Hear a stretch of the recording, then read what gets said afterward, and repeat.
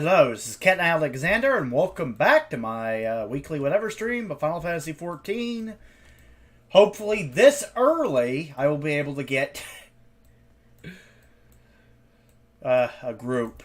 If I can't get it later, I'll get it earlier, I guess. Let me try it.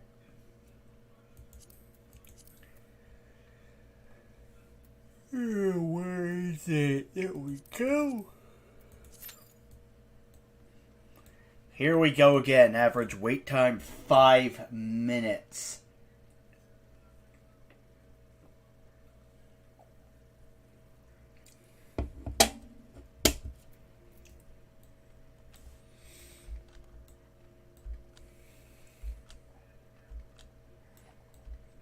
Yeah, man. Well, might as well just check the gold saucer while I'm thinking about it. Ugh.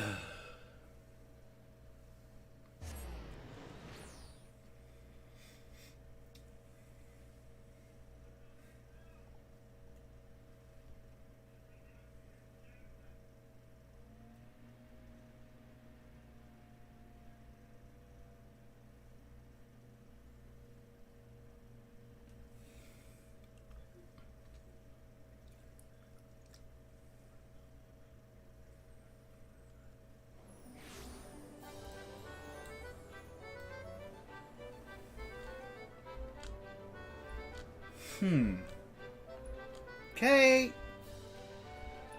Time for the scratch-off ticket.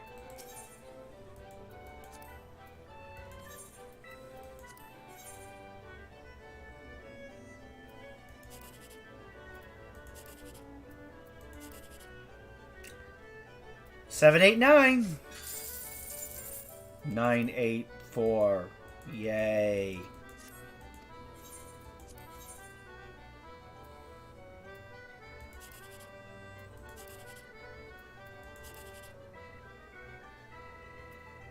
It doesn't matter.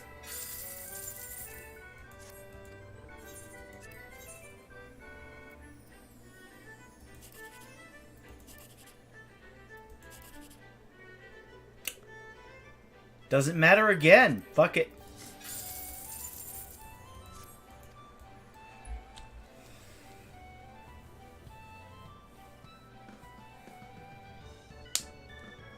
Ugh. Well, at least there's 2 people waiting in the group instead of 1.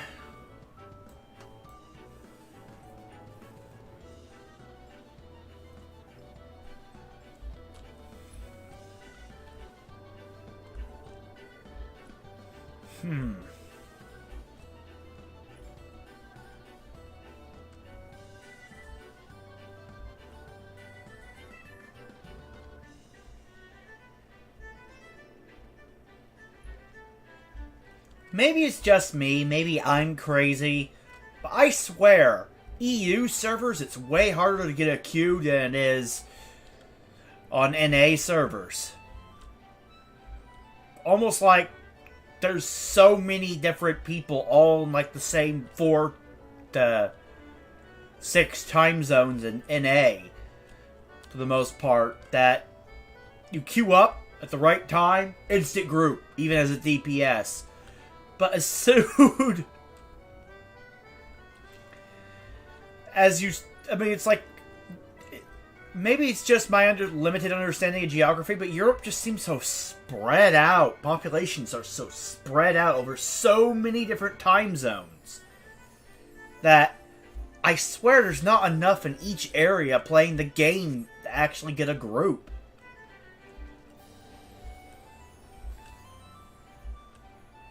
Even when you have in it people for like me who live in, you know, the United States, who play on these servers, it just doesn't feel like there's enough population.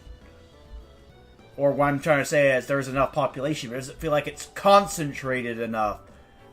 I almost feel like if there were like 2 European servers, like, I don't know, Western Europe and Eastern Europe, for some reason,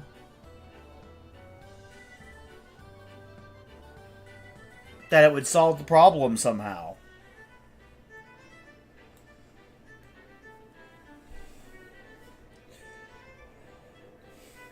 Or I guess what I'm trying to say is the equivalent of a West Coast and an East Coast server for Europe.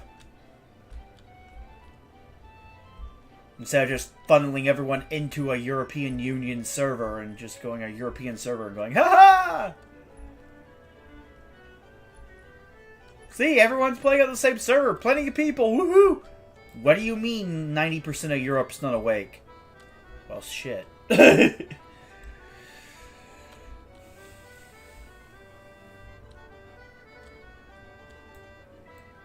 Though I'm probably just way off base here. Or maybe I hit a nail on the head. I'm just saying, Europe just seems so spread out compared to the United States.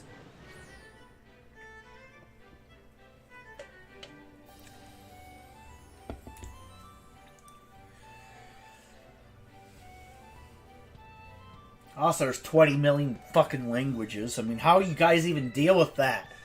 That guy over there is speaking French. That guy over there is speaking English. That guy over there is speaking Spanish. That guy over there is speaking Italian. That guy over there is speaking German.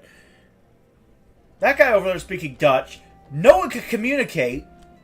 Even with a Discord, no one can fucking communicate because no one actually understands what... It just sounds like a shit show, to be honest.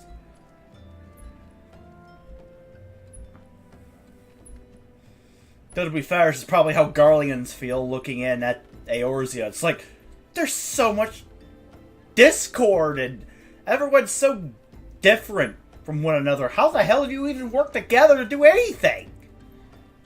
It's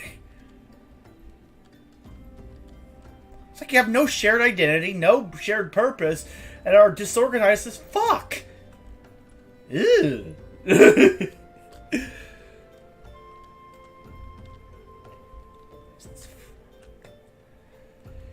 No wonder Europe is just filled with never-ending war. Well, I say never-ending war, but technically it ended after World War II because of the power dynamics of the world. Whatever.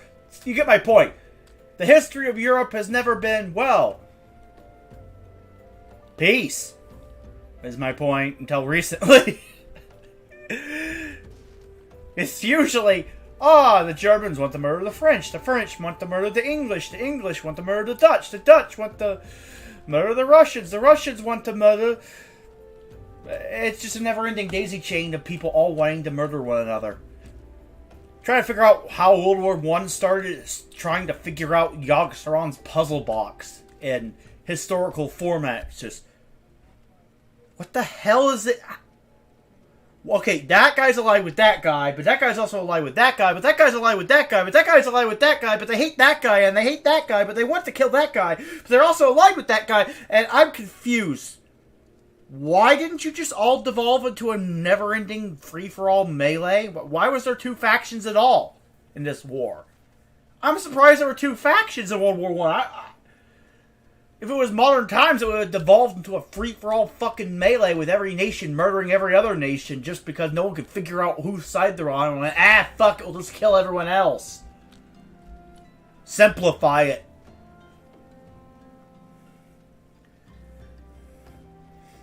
And people say the plot of Kingdom Hearts makes no sense.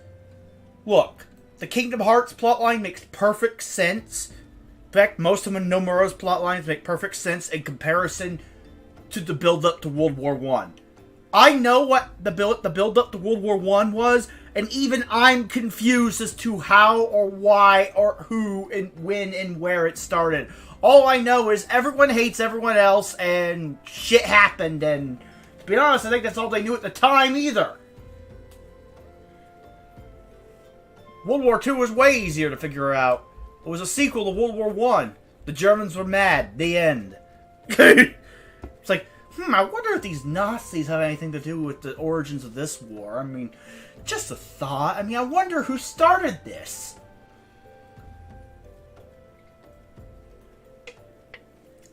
But I'm still, to this day, I'm still trying to figure out what the fuck was going on with that nonsense in World War I. It's just, complicated. Too complicated. Too unnecessarily complicated.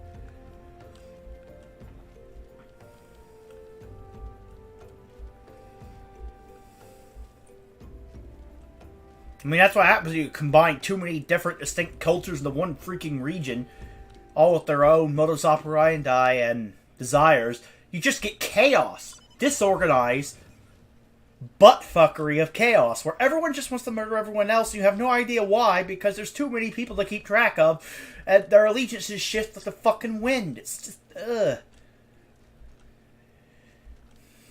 Let's just say I understand where the Garleans are coming from in the plot of FF14. It's like, you know, maybe if we actually added some order, some genuine unity, and brought you all together under one banner, you wouldn't be so fucking confused all the time and start murdering each other while chasing your tail, thinking it's a prey animal or something. I mean, seriously? What?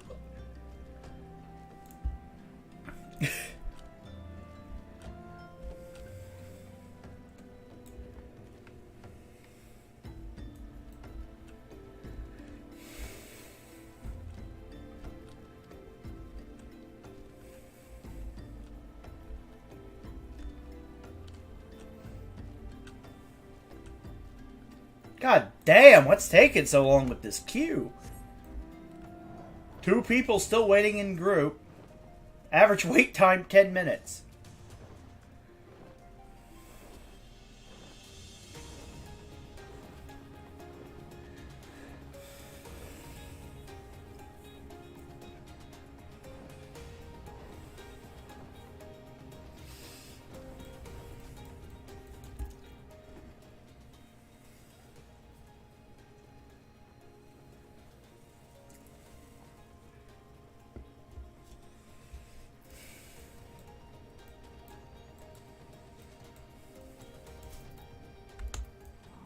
Okay, waiting.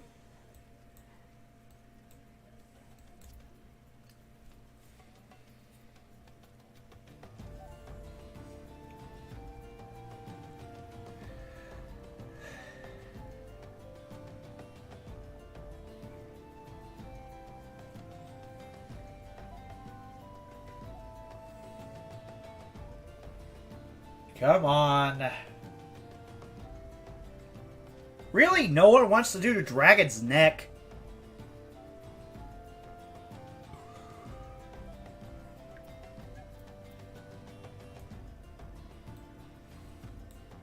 Well, I could unsync it. Good thing I'm level 90. Fine, whatever. If it doesn't pop at the 15-minute mark, I guess I'll unsync it to get the damn quest done. Fucking A! Where are the people?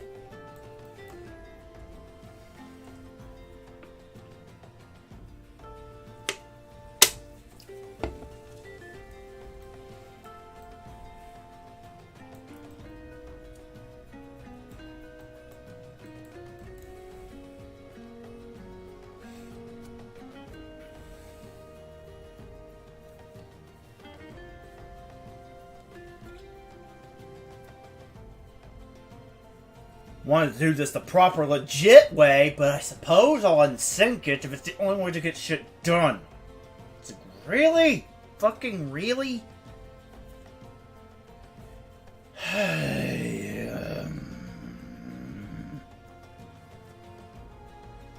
All I need.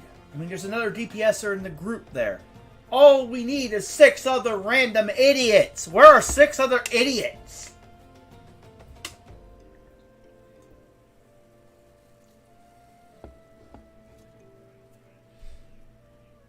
Ah, fuck this. Taking too long. Too fucking slow. Time to go, go, go. I just want to go. I hate waiting in queues for 5 million years. Time to just fucking go.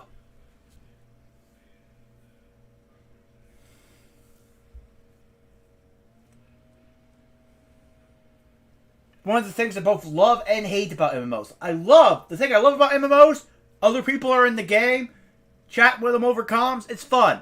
The other thing I hate about MMOs, other people are in the game and they don't want to do anything. Combatants, the final confrontation will be held in the Dragon's Neck. If all members of a team fall from the they forfeit the match. Let the battle begin. Yeah, whatever. Seafood soup is not on the menu today, kids!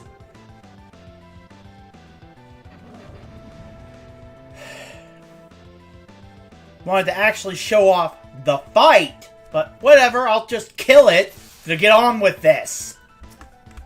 Since everyone else is too busy sleeping or winking off, or I don't know what the fuck they're doing.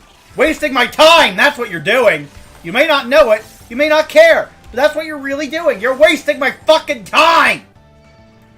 Got things to do! And you are in the queue, therefore, you're a problem.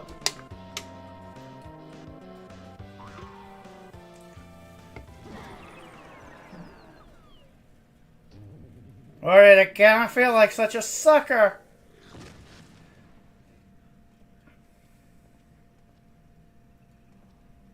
Dynamis claims the Mithril Cup.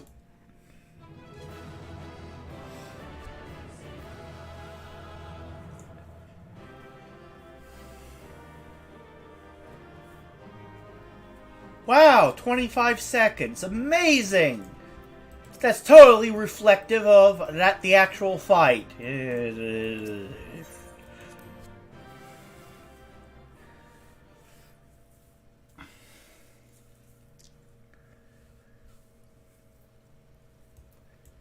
Might as well turn this in.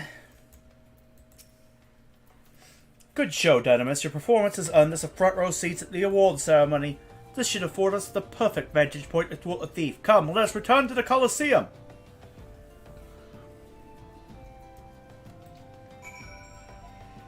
Okay, back to Ul'dah.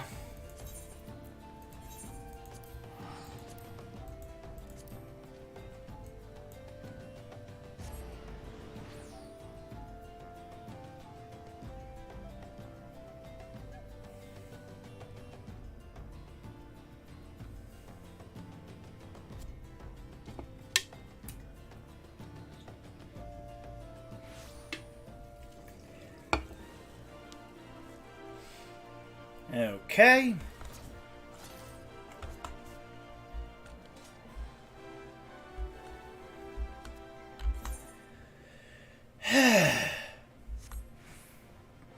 I don't know. Are people sleeping in Europe right now? I don't fucking know, and I don't really fucking care. To be honest. You're telling me with a straight face there's no one up at 3 a.m.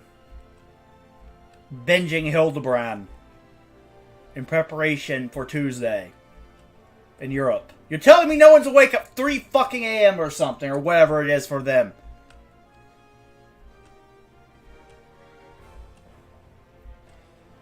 I stayed up until frickin' midnight, and the other guy in the group with me was technically on the East Coast, so he was up till 3:30 in the morning doing Oculus. You're telling me no one's awake at 3 a.m. in Europe? See, this is why America's better. We just have more drive and commitment towards our tasks. It's 3 a.m., we're still fucking awake doing shit. Why? Because we don't sleep, we work. Lame. Stop sleeping. Sleeping is for losers. Winners stay awake as long as they possibly can and crush it. Sleep is for the weak! It was a battle for the ages, but a worthy victor has risen to claim the spoils. And now let's take a look at the relic that our champion has won.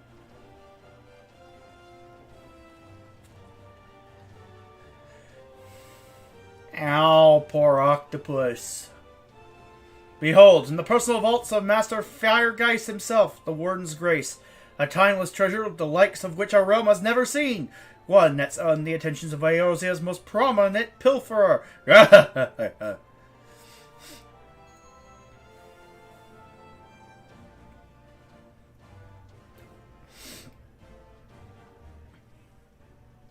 Ah, they're coming. Above you. Ladies and gentlemen, inspectors and invertebrates, the opening act dragged on over long, but worry not, the main event is about to begin.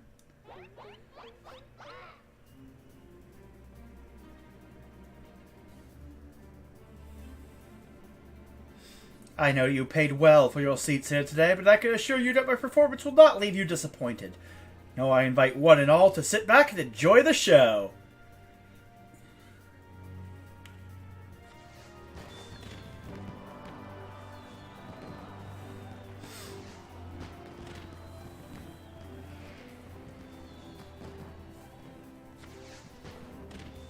Vile fiend, mark my words, you have stolen your last treasure, I swear it on the Mandeville name!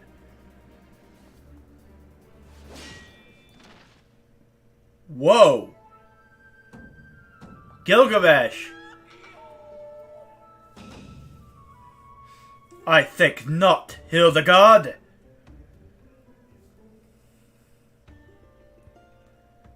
Greg, 'tis always a pleasure to reunite with old friends, but your timing truly leaves something to be desired.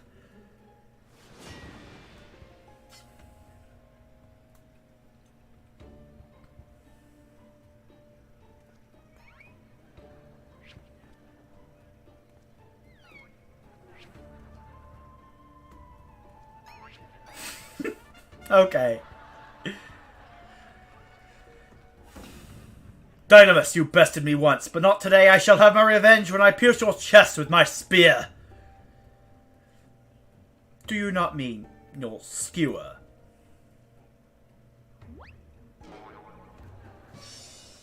My spear!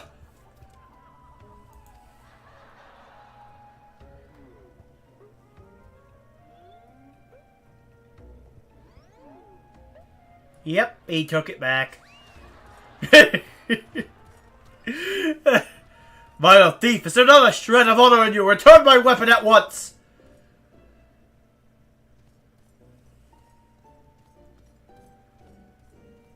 Oh, it seems we have an unexpected guest. I appreciate your enthusiasm, but I fear attendance at today's performance is by invitation only.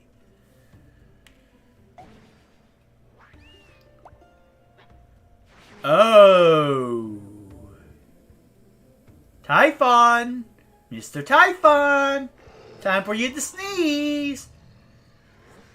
Now it's raining truffles, but the battle's already... Mr. Typhon, just a moment, I'm sure I had a tissue here somewhere! Funga!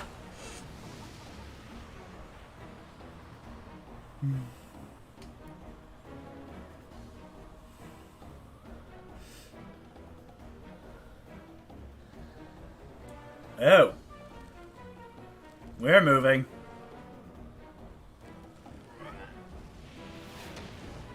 Oof! There they go!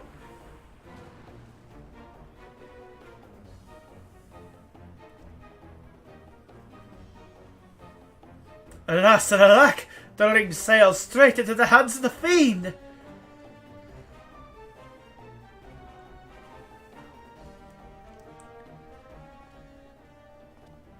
Giving up so soon, are we? Those don't sound like the words of a Mandeville man.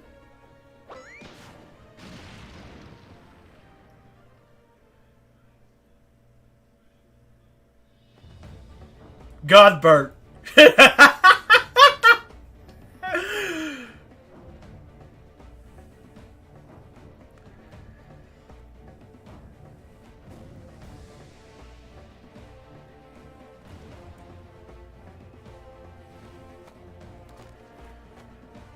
Oh, this is a hilarious plan. Oh, I love this.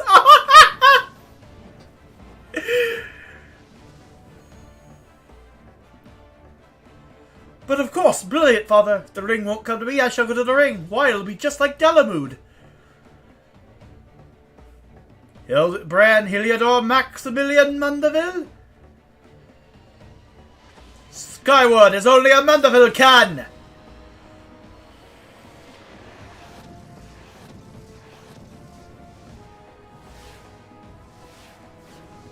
I think he passed it. Father, you know not your own strength.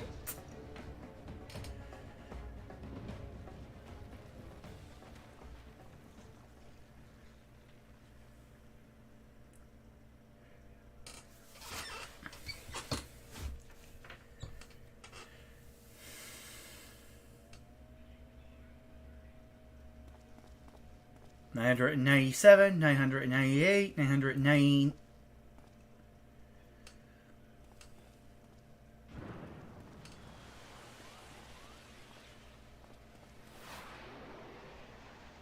Oh!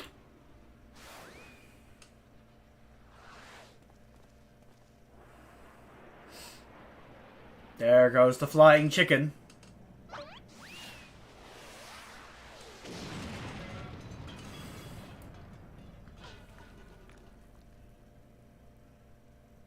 Ow.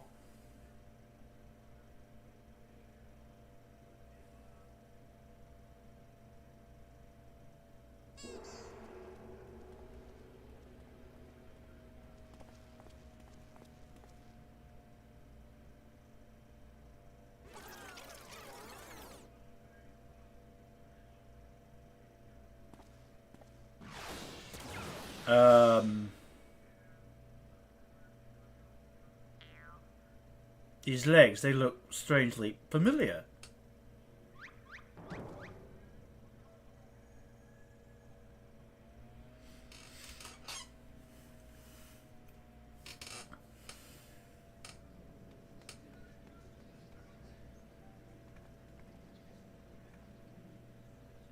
Huh, put a little too much spin on that one, it seems.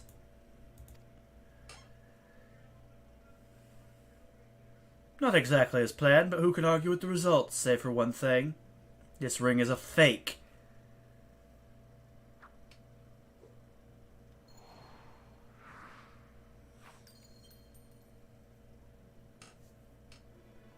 But no matter, I have a feeling this will lead me to the true treasure. Until next time, friends, you have been a most attentive audience. The key! Bloody hells! God, seize the fiend at once!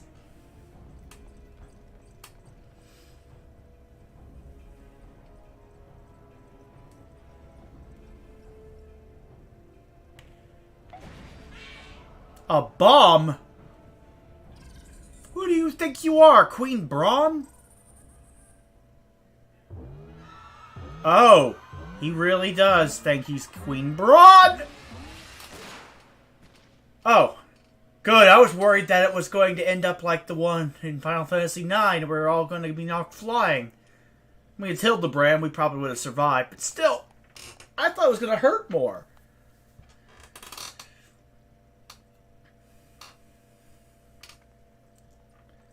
It's too late, so the second prize, the Ring of Inquiry, it's gone.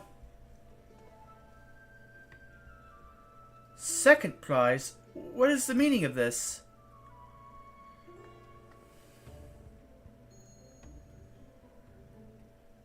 Many face fiend or no, the man spoke true, and Master Goldsmith's eyes cannot be deceived. This sun spear is clearly a second-rate replica.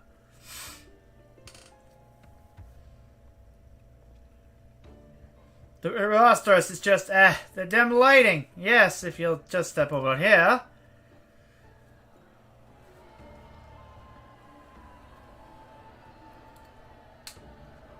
Have you taken ill, friend? You seem to be perspiring most heavily. Well, let's not be so hasty, friends. I can explain.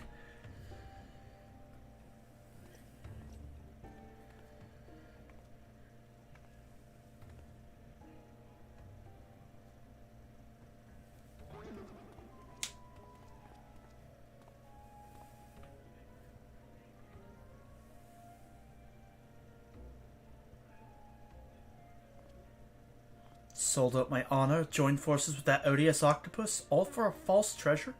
What a fool I have been. What was I thinking? Do not berate yourself so, Miss Avilia. Why, it was exactly as you said, was it not? You were thinking of dear Hegelina and nothing more. I suppose I was at that. How do you know my sister's name? I assure you, young miss, under no circumstances did I tell you to the Nanawa mines to eavesdrop on your intimately personal dialogue with your beloved sister.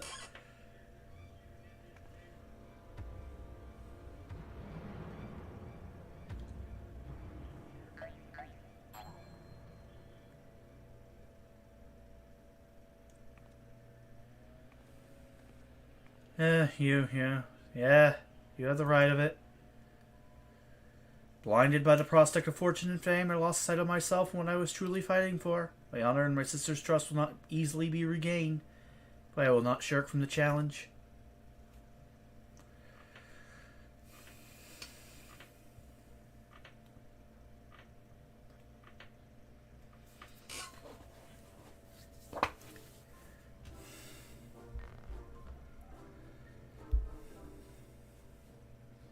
One mystery still remains. Before the thief had identified the ring as fake, he had already acquired the key to the storeroom.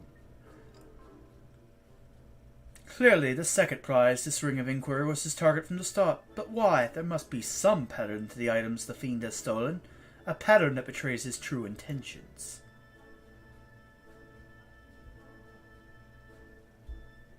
The Treaty Blade, Azima's Virtue, the Ring Inquiry, all relics with quite a history, or to be more precise, relics from the area of the Beladians.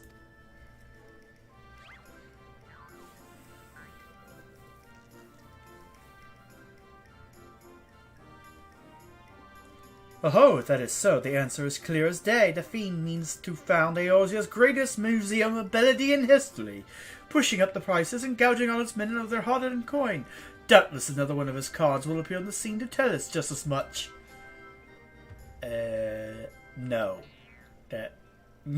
Why? No.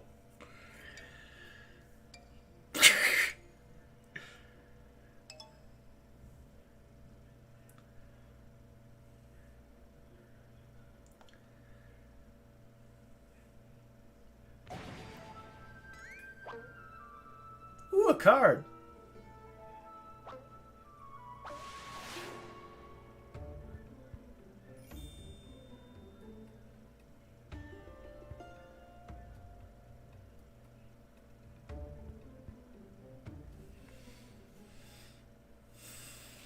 Uh-oh, here it comes. Whoa, that's a big one.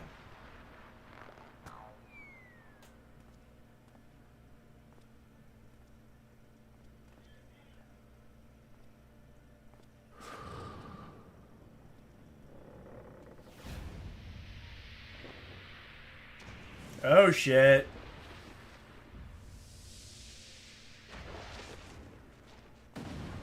Oof. Oh, no.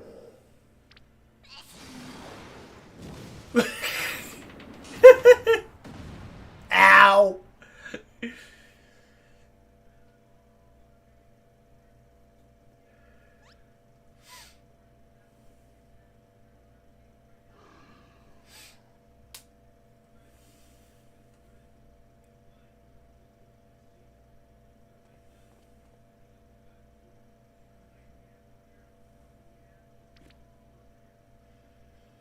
I have enjoyed our little game, but all good things must come to an end. I shall claim the full sacred treasures, and justice shall be served.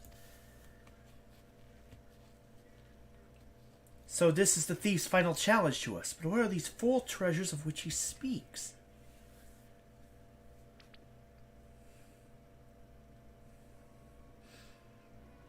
Where the full treasures of Belladia become one, the wicked shall be judged in the blazing light of sun.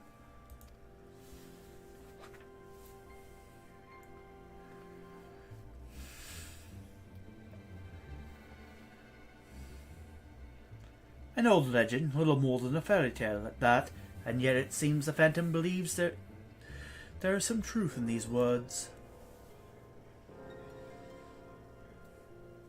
Four sacred relics from Belladia, the Warden's justice. Lofty words coming from a glorified footpad. One who's winning over the common folk by a day, if rumors are to be believed. It would seem the tales of the master thief ruffling the feathers of the rich and famous have won the man more than a few admirers. Consider his targets thus far: an Uldon collector and her hired thugs, a trading mogul in the brass blades, and now a mining magnate in the stone torches. Is it any surprise that the sympathies of ordinary Uldons would lie with the perpetrator rather than his victims? Astutely observed, Miss Ellie. Her quarry clearly harbors no small degree of resentment for wealth and authority. Might his next target be a member of the syndicate? Perhaps the Sultana herself?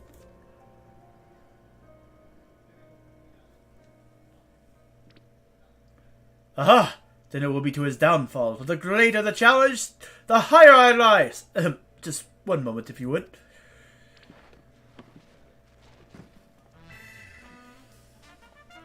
Mark my words, ye of many faces, there is but one man who shall lay claim to the four lost relics of Belladia, and it shall be Hildibrand, agent of inquiry, inspector extraordinaire.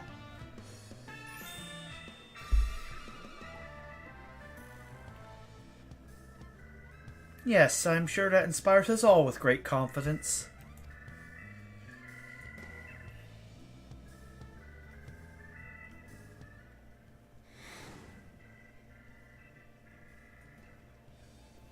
Was that? No, it couldn't be. Huh. Methinks Godblood may need a new pair of spectacles.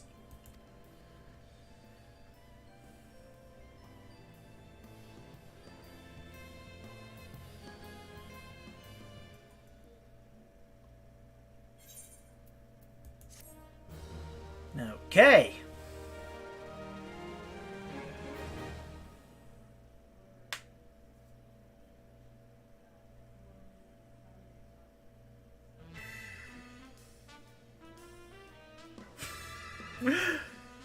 It's a race to recover the four lost relics of Belladia. As the fiend's true identity and aspirations are revealed, will Eorzea fall prey to the forces of evil? Or will our hero do what only a Mandeville can? Okay. The last of a realm reborn Hildibrand is now.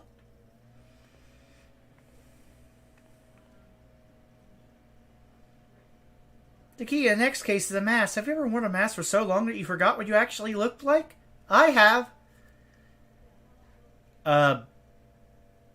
No, actually. Though I think some people over the course of the last 2 years probably have. And how they freeze in midair like that. Talk about a mystery. Oh, well, see you next time.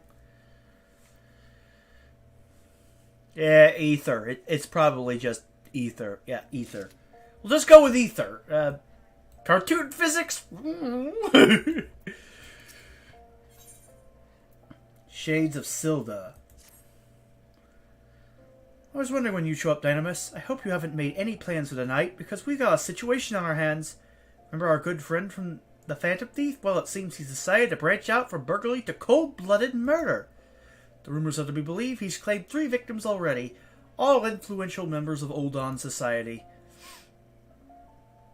Mr. Manyfaces has been kind enough to leave one of his signature calling cards at every scene, leaving no doubt as the identity of the murderer. The message is always the same. The weight of 5 corpses will bring the scales of justice to balance. More riddles.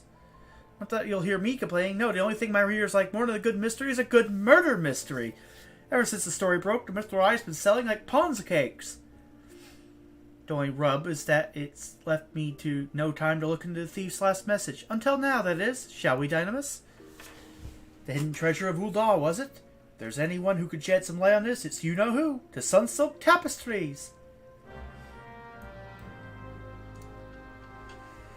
Yeah, time to talk to Wymond.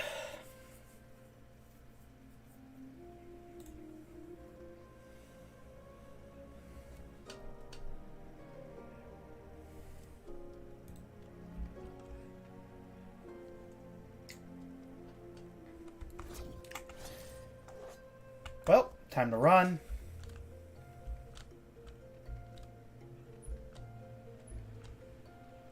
Wymond is all the way over here. There, I see him. Good. Excellent.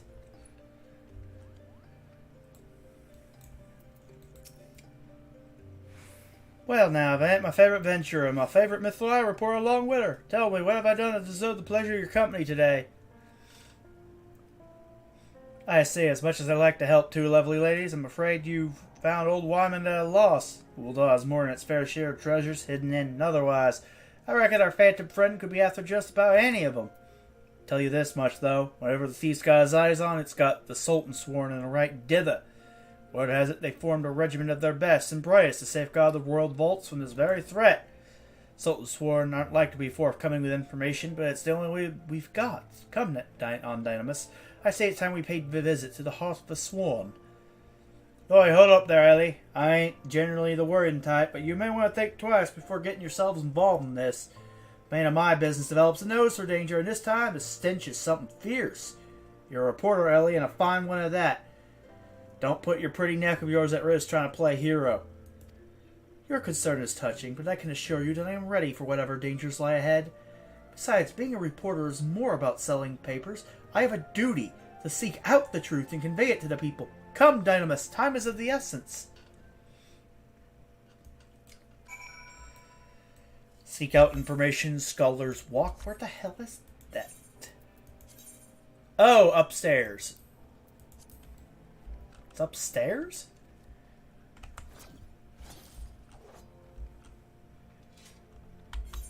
Or is it downstairs?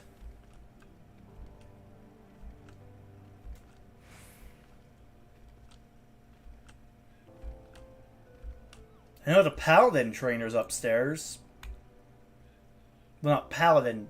Actually, yeah, Paladin trainer. It's up the stairs, isn't it? Might as well just take the elevator then.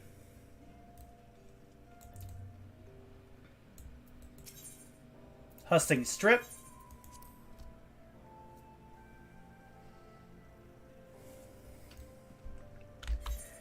Ah, there we go. Up here.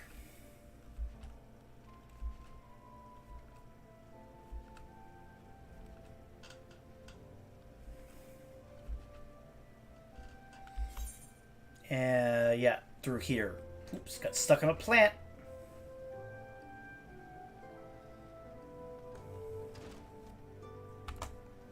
Run for it.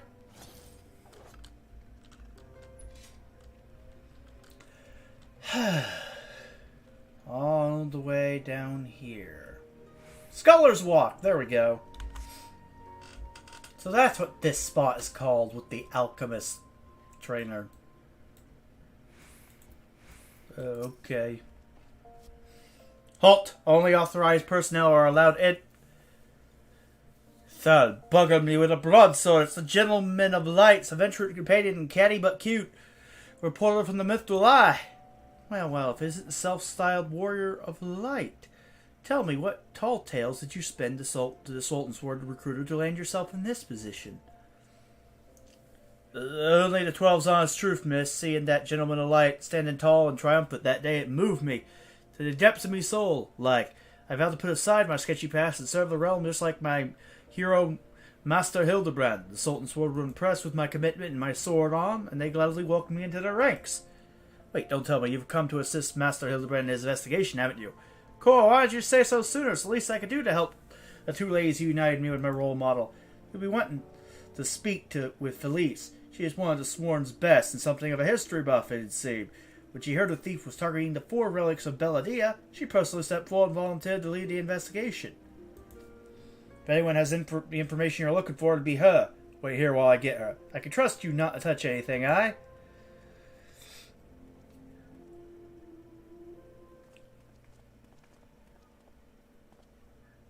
Pleasure to meet you, Felice. My name is Ellie from the Mithril Eye. As you may have heard, we're researching the Phantom Thief case and would appreciate any information that may shed light on recent events. Pleasure is mine, Miss Ellie, and if I'm not mistaken, that would make your companion friend here one Dynamis Rabbit, yes? You know Dynamis?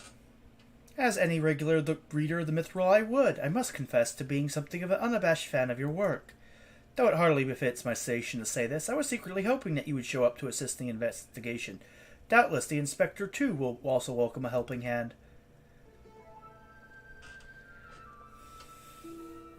The Sultan sworn the elite of Ulda's elite. I can only hope they prove more competent than the bungling mercenaries I dealt with thus far. Inspector Briarden, always one step ahead of us. Miss Ellie, Dynamis, a moment if you would. Right there. Very good. Now face me and don't move an ill. Inspector, what is that? Your...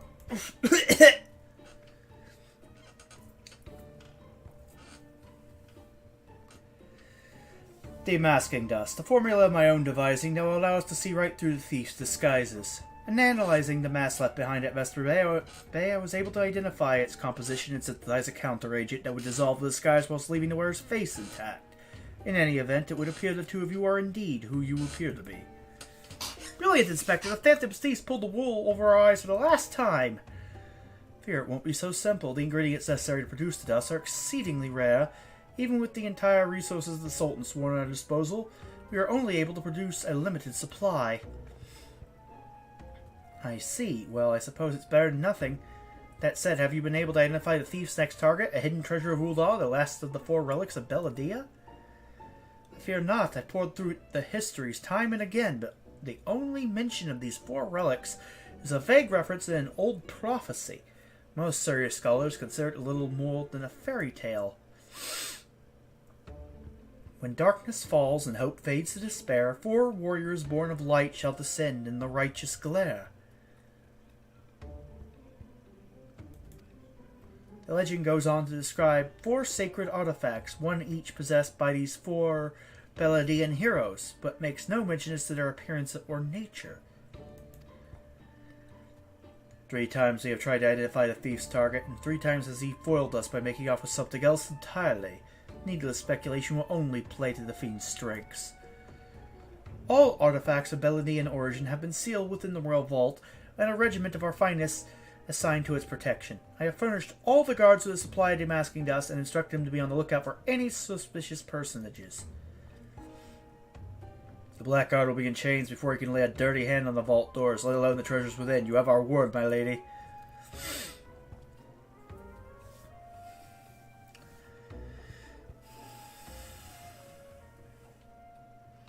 But there are even more disturbing matters, and doubtless you have heard of the recent rash of murders perpetrated by our quarry. The Sultan sworn have launched an investigation, but the truth of the matter is that we have been far too occupied with the defense of the vaults to make any meaningful progress. We'd be most grateful for any assistance you could offer. A lady asks, and the gentleman answers! Here we go.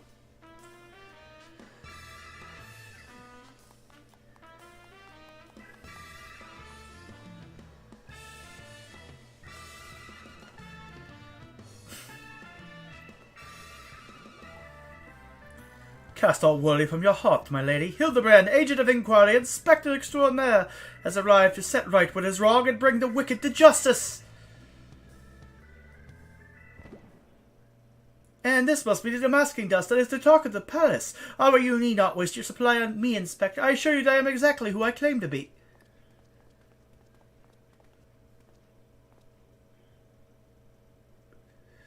A shame, that. Inspector Hildibrand, we are not expecting you, but your services are most welcome. I will share all I know about the recent murders.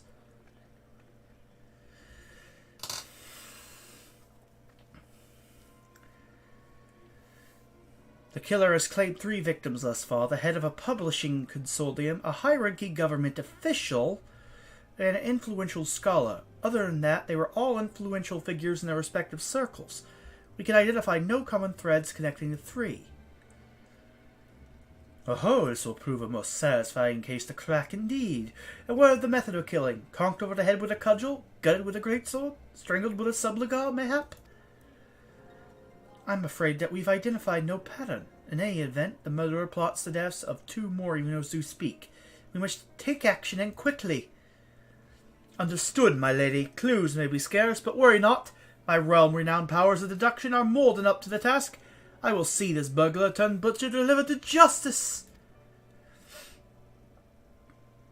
Your presence is heartening indeed, Inspector Hildibrand. Friends, please take this demasking dust with you. I fear we can spare but a single sachet, but I trust you will put it to good use.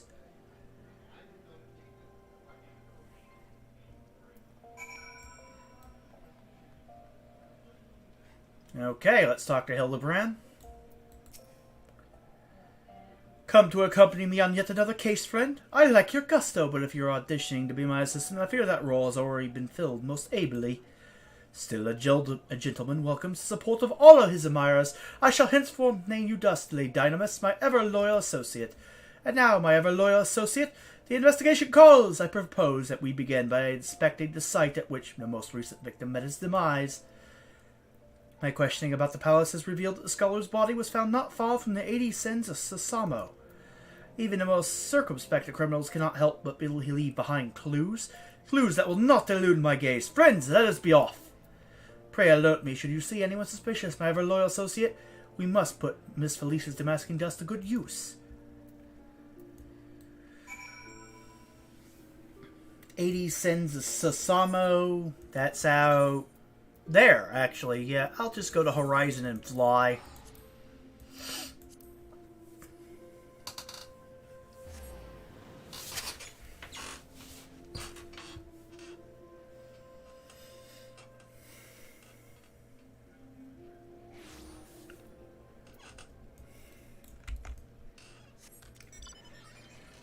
Okay.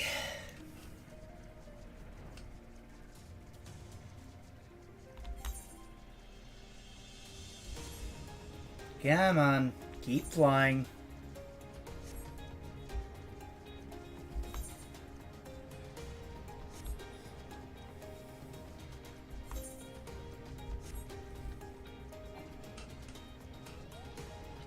Turn this in.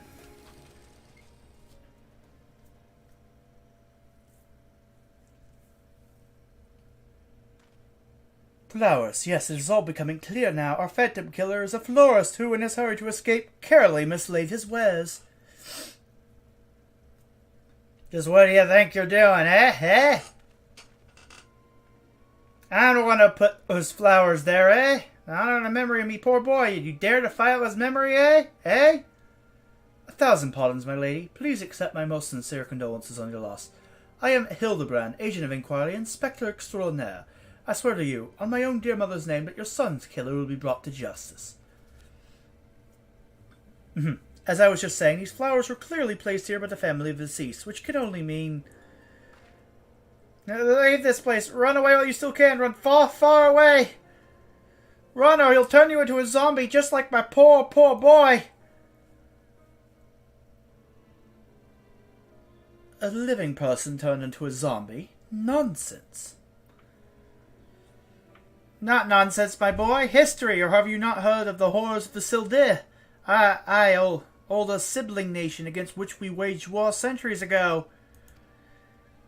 Much blood was shed by both sides, but I speak of far greater horrors than death, an unholy draught brewed by a Sildan alchemist, one with the power to turn the living to the undead, that his nation might command an army of mindless, deathless soldiers to traitor spurn. They turned my poor boy into a heap of rotten flesh and ran him through. But you won't hear that from the Sultan Swan. Thal alone knows why. But they whisked the body away before I could so much as pay me last respects. The traitors spurn. I'd heard the stories, but I never thought them true. To be able to procure such a frightening thing. Just who are we dealing with here? Sildan. I'm sure of it. Only a Sildan would know the recipe. The last remnants of the Silda died 4 centuries ago, you say? Oh, they did. They did. He calls himself the Phantom Thief, he does, but it did ever occur to ye that he might be an honest-to-God's phantom? Heard the tales from my own great-grandma. I did, about 4 relics of Belladia. The powers they hold. The power to exact justice. Spectre of Silda has returned to wreak vengeance on us. Woe unto us all! Have the 4 warriors of light forsaken us? My dear boy, if only you'd become a traitor like your father, if only you kept your nose out of those history books and never so much breathed the accursed name of Silda. But you did, and now we're doomed! Doomed!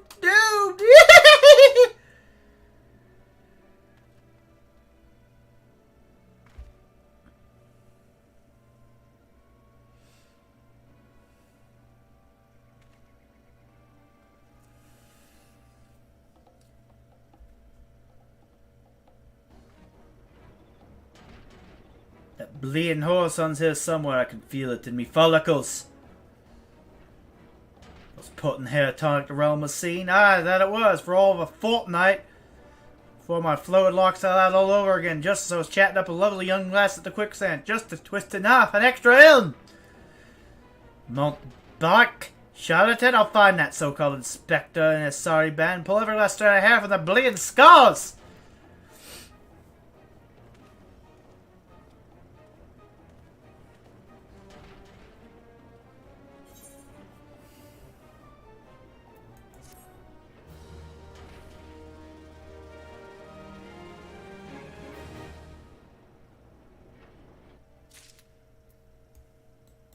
Okay. Sibling strife. It's all becoming clear to me now. That dear little woman's testimony has confirmed that which I suspected from the start. Like a zombie picking away at its rotting flesh, Hildibrand, agent of inquiry, inspector extraordinaire, has peeled away the foul scab of uncertainty to reveal the truth within. Open your ears and feast your minds of the fruits of my flawless deduction. Our phantom thief is a phantom indeed, a wayward spirit caught between the realm of the living and dead for nigh on centuries, since meeting a tragic end on the battlefield. As such, our course of action is clear. We must placate this tortured soul, that it might abandon its vengeful vendetta and travel to the next life in peace. But what is the true nature of the spectre's grievances? Without this knowledge, we cannot hope to assuage its rancor. Let us begin our search at the Thaumaturgist Guild. Doubtless the tomes there contain a wealth of knowledge on the ill blood between sibling nations. Notwithstanding the abject stupidity of everything else that came out of your mouth, some knowledge of Silda might serve us well. Go research as you will, and do take as much time as you need. You can count on me, Inspector Braden. Whatever knowledge is to be gleaned at the guild, it shall not escape my inspector's eye. To Uldar we go. Now it's time to head to the Thaumaturgist Guild.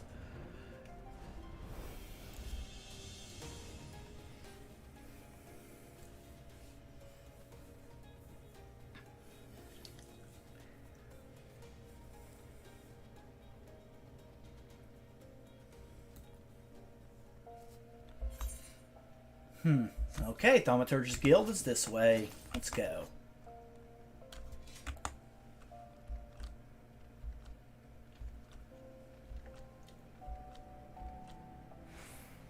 Talk to you. Researching the ancient feud between Uldar and Silda, are you? Most impressive. Young people these days show so little interest in learning from the past. Anyhow, I'm pleased to say I have more than a passive familiarity with ancient history. To understand the history of the sibling nations, one must go back further still, to the birth of their mother nation, Beladia. The fifth astral era was an age of untold wonders, when the arcane arts burgeoned and the great civilizations that commanded such powers flourished. The age of enlightenment would not last, however. Power bred avarice, and avarice bred resentment, and it culminated in the War of the Magi, which brought about the great floods of the sixth umbral calamity, which in turn swallowed once proud nations and left a battered wasteland in its wake. Mages were reviled and persecuted for having caused this catastrophe, with many forced to leave their homelands or face death. It was a small band of those survivors that found their way to Thanalan, where they would found the nation of Beladia some 8 centuries agone. Imagine a government of mages, by mages, and for mages. I don't have to imagine. I was just there, like yesterday. It's called Dalaran. Anyway, what wonders might have been wrought had Beladian civilization survived this very day. Alas, this was not to be. Okay, what happened? Why do they get pissed at each other?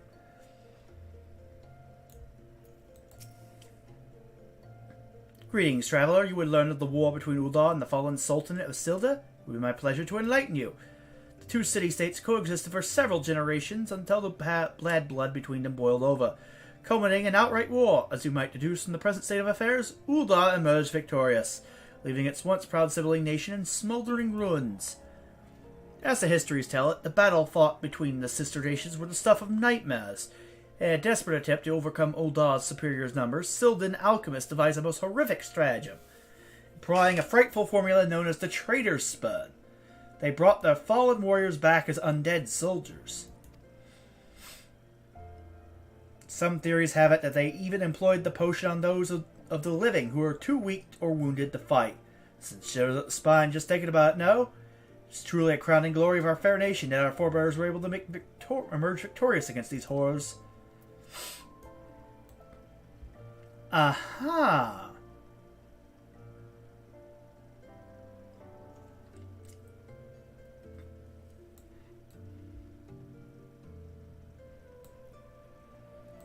Why do I get the feeling there's more to it? What's that you say? You seek knowledge of the bad blood between Ulda and Silda? Suppose I could spare a moment or two, but take good notes. I'm not fond of repeating myself. 2 scales, one of gold and one of silver. The The gold of Ul'dah, weighing prosperity and power, the silver of Sil'dah, weighing knowledge and power. This power sought by the two nations differed greatly. Yes, greatly indeed. The power wrought by Ul'dah prosperity was that of justice and good, while the power wrought by Sil'dah knowledge was horrific beyond belief. The power to rip the living soul out of a man and render him a mindless killing machine. On this matter, the histories are clear. But riddle me this, my friend. Who writes the histories, and what does this say of the words writ within? Yes, truth can be as elusive and fickle as the shifting sands.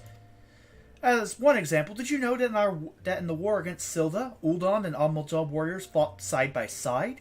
Likely you did not, and neither did I until I recounted a faded passage in an ancient text, buried deep in our archives. And yet, in the histories read by the populace, you will see no mention of this fascinating fact. Might it be that someone, at some time, deemed this particular truth less than convenient? But I've said enough already. I have a feeling there's even more to it than that.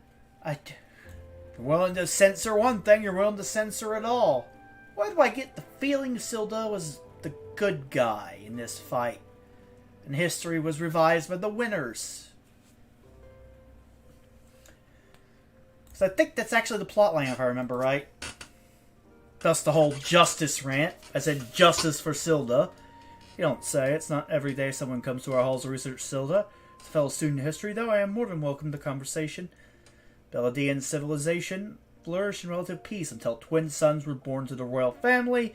The two were fierce rivals, and when they came of age and their father passed, each one claimed that he was the rightful heir to the throne. With neither son willing to relinquish his claim, they agreed to split their kingdom in two, forming the twin nations of Ul'dah and Sil'dah. But not unlike the two proud princes, the sibling nations developed a penchant for rivalry. Yeah, I get that feeling.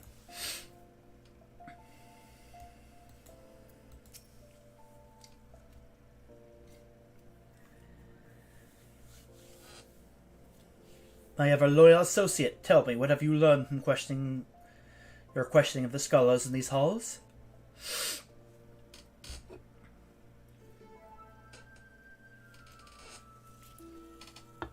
Indeed. As it happens, I have learned much the same. Let us take a moment to review and allow my peerless powers of deduction to work the magic. A war of succession divides the great civilization of Belediah, giving rise to the sibling nations of Ul'dah and Sil'dah. Two nations coexist for some generations until ill blood boils over, culminating in outright war. Daunted by Ul'dah's superior military might, Sil'dah employs their advanced alchemical knowledge to horrific ends, transforming their own citizens, alive and dead, into a fearsome undead legion. Yes, I believe I have it. The facts at hand have led me to one unassailable conclusion. Our phantom thief is a descendant of doomed Sil'dah, who seeks vengeance against those who reduced his countrymen to slavering zombies. To pacify his soul and send him peacefully to the next world, there is but one course of action.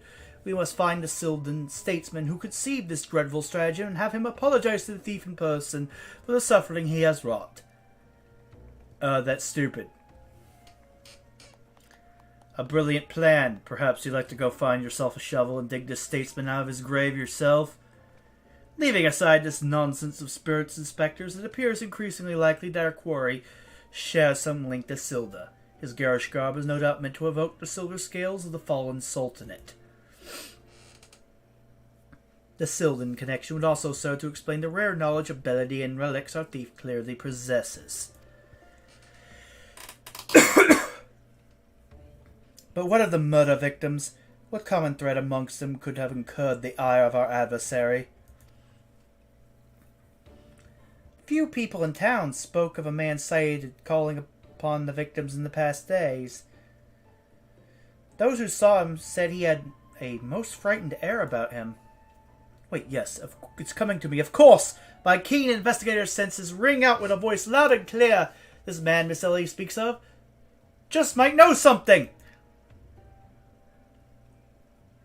You really should stop thinking so hard. You're like to strain a brain muscle. Miss Ellie, who is this man and where might we find him? My sources identified the man as Guguria, a traveling merchant known to frequent Horizon. Shall we pay him a visit?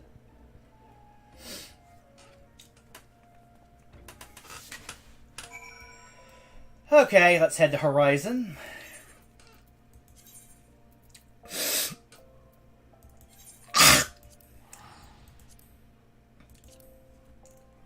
Ah, damn, my jaw is just getting stiff.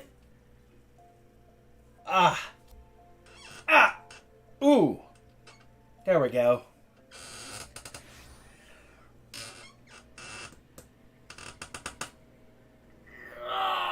Oh!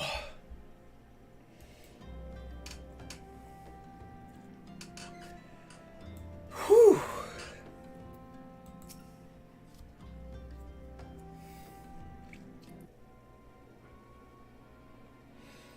Yes, if you got business, make it quick. My time's too valuable to waste chatting with every stranger who passes by. Forgive us, good sir. My name is Ellie, a reporter with the Mithril Eye, never blinking, all saying, you know the rest. I was wondering if we could trouble you with just a few questions. Was it for love or money that you killed them? Yes, you, the thief of many faces. Me? A thief? What is this nonsense? I don't know who you are, but I ain't got time or the patience for this mummery. Now if you'll excuse me, an important client awaits. Do I recognize that voice? Lady Dorilda, well met indeed. Pray tell, whatever brings you to these environs this fair morning? Why? I live here, you ham-headed half-wit. Inspector Briarden, this is an unexpected pleasure. Do you have some business with my associate here, pray tell? Guguria, we can discuss business after. Play Lynn, the inspector here, the handsome one. Whatever assistance he requires. But Lady Dorilda, what about... Ah, yes, my dear Maria's name day present. I had in mind one of the prize pieces from S. Thames' latest seasonal collection. You would be able to procure one for me, yes? Or shall I eliminate the middleman and make the trip to Ul'dah myself?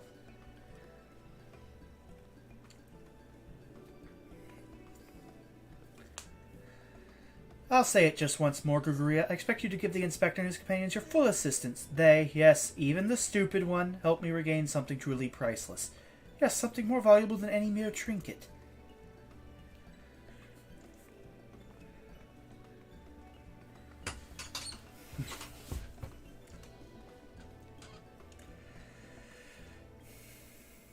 Alright, I'll tell you what I know, but you didn't hear it from me. Got it? I was looking into the killing on behalf of a client of mine. Thieves got himself some of that zombie dust. The traitor spun, was it? And his cards speak of 5 victims. Got me here thinking. Still the 5 victims? Aye, the arbiters of truth. The arbiters of truth? I'm not familiar with the name. Ah, few would be, on account of them being something of a secret society and all. Influential personage of the Sultanate, you see, working from the shadows to keep false knowledge about the Ul'dah-Sil'dah conflict from reaching the ears of folk like you and me. False knowledge? Pray tell, just what sort of knowledge might that be? False knowledge? The ye olde version of misinformation and, fake news? You mean the truth?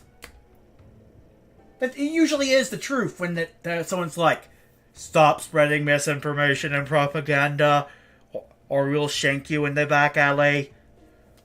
All I did was just say that Jeffrey Epstein had an island. I mean, what the hell are you babbling about? Say that again and we'll shank you. I mean, it's every time period, every civilization, fictional and real, has had like a group of people that are assholes like this who inevitably get caught in the act for covering shit up, and they get fucking murdered by the people because they're lying cunts, and everyone hates lying cunts. And the way things are going, that seems to be the let's just say the social media, some of the social media and politicians of today, about ready to get the axe, if you will, for you know, reasons. Falls balls, don't make me say no more. We've got a family to feed.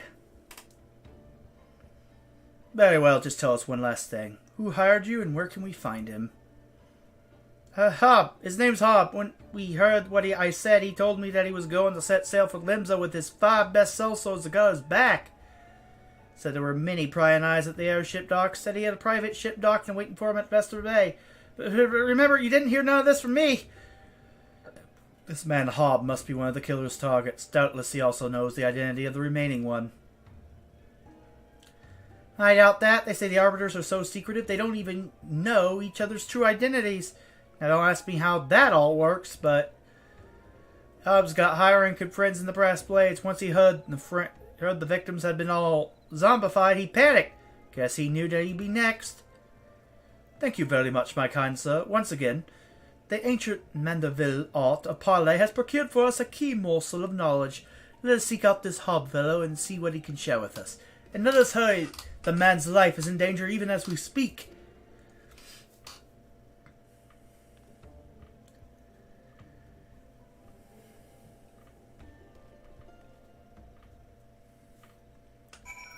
Okay. Oh. Vesper Bay. Yeah, Vesper Bay. He's heading to Limsa from here. Well, time to fly down here and talk to him. Before he's turned into a zombie.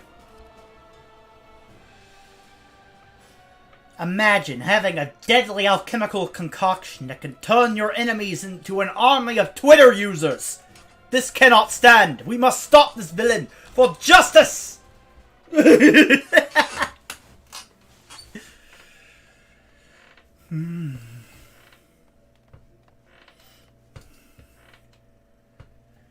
Master Hob, is everything quite alright? No. Stand back, Ellie. He's been turned, hasn't he? Hunger. I hunger for your brains. Damn, there's no saving the man. Dynamis, do what you must.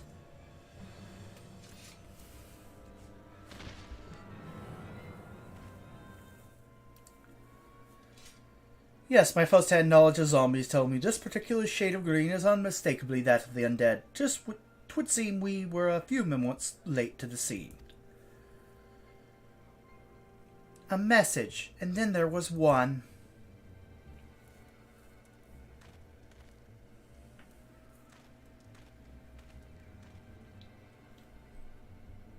There it is again.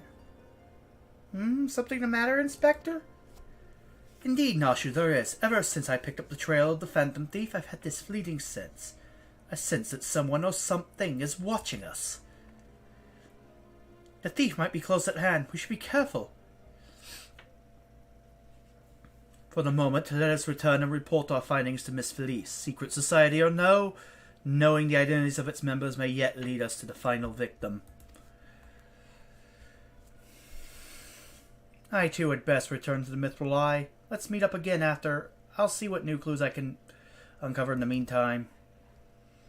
You will do nothing of the sort, Miss Ellie. These streets are far too dangerous for you to walk alone. Inspector, I'll go with her. If you insist, Noshu, then I give my leave. But pray be wary, not just of the thief, but of Miss Ellie. She has quite a temper, as we both know.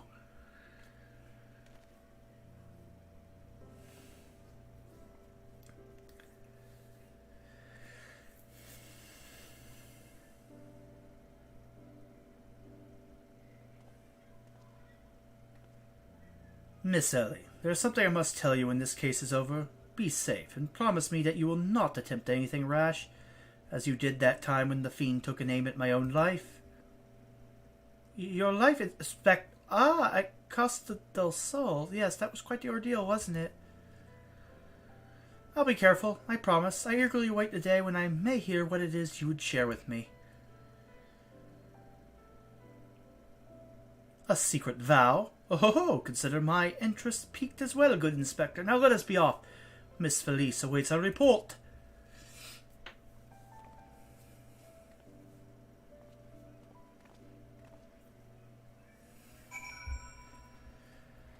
Okay. Back to Ul'dah. Back to the Alchemist Guild area. Also, I find it funny that alchemy was used by Silda, and yet Ul'dah has an entire alchemist guild. And it's the only place in Eorzea with an alchemist guild. Why do I get the feeling we're being lied to about Silda's technological capacity? Why do I get the feeling the truth is usually what the opposite of what the fact checkers say? I'm just saying. I know the twist, and I'm just going to say it straight out, spoil it for you, because it's fucking obvious. Silda didn't make the plague.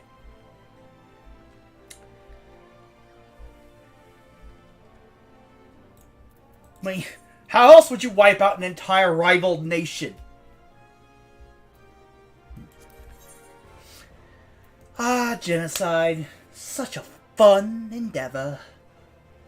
Except for the people being genocided, then it sucks.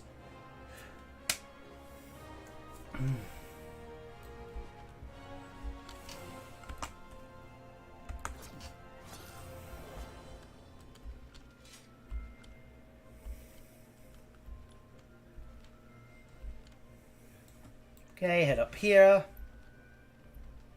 Round my thumb.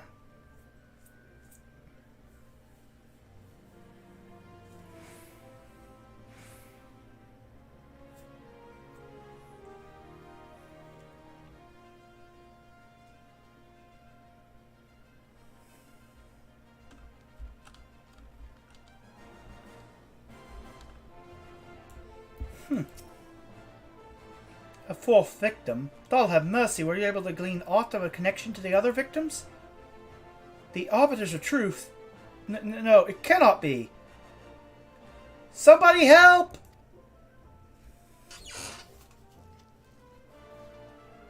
Miss Ellie, the voice came from the direction of the vault. We must hurry.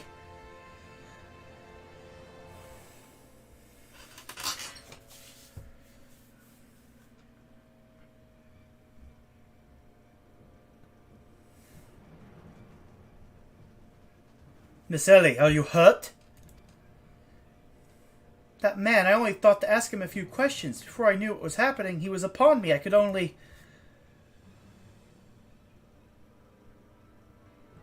bash his brains in with a conveniently placed bottle of mead, it would seem. Remind me not to get on your bad side, Miss Ellie. That said, is Noshu not with you?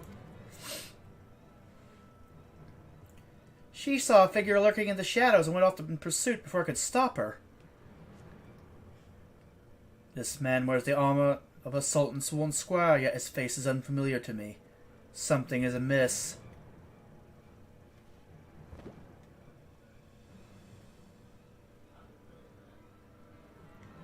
The thief of many faces, to think we would find our man like this. Thrice and again did the fiend elude our grasp, but no more. By virtue of a gentleman's ingenious deductions and a lady's pugilistic puissance, I declare this case closed.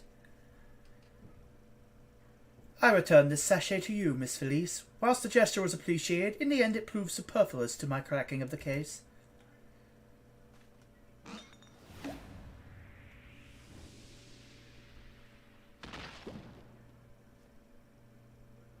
While you're at it, is there anything else of immense value that you'd like to wantonly destroy?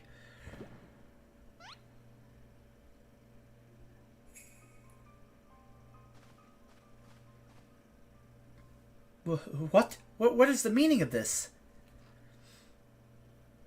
Ingenious. A double disguise, planted by the thief to throw us off his trail, no doubt. This is Gay, one of my most capable men. I assigned him to guard the vault and outfitted him with an ample supply of demasking dust. It is inconceivable that the thief could so easily elude his grasp.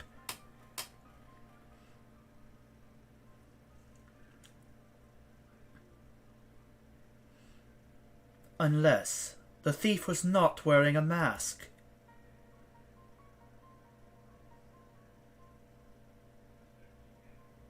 Speaking of which, has anyone seen Miss Ellie? No, that's impossible. Of course, it all makes perfect sense. With the Phantom Thief to thank for her burgeoning leadership and rise to the ranks of the Mythical Eye, Miss Ellie could not bear to face the possibility of her story of a lifetime coming to an end. Thus she hatched a plan to...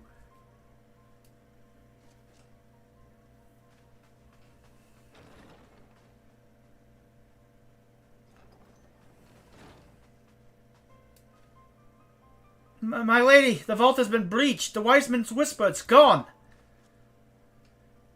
By her foul crimes against the Sultan, I hereby declare Ellie of the Mythical Eye, the thief of many faces, and enemy of the state. Deploy all troops and do not rest until she is in custody.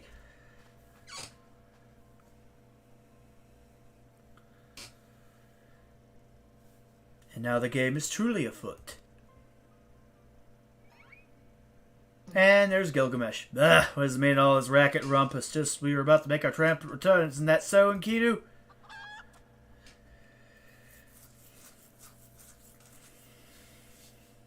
Yeah, it was Ellie the entire time. We were looking for the thief in all the wrong places. Miss Ellie, the shadow you said you saw, I think it was just a dormouse.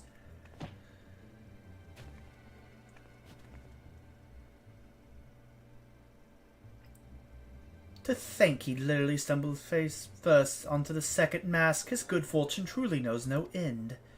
Not to worry. Yes, I dare say the Phantom Thief has another trick or two up his sleeve.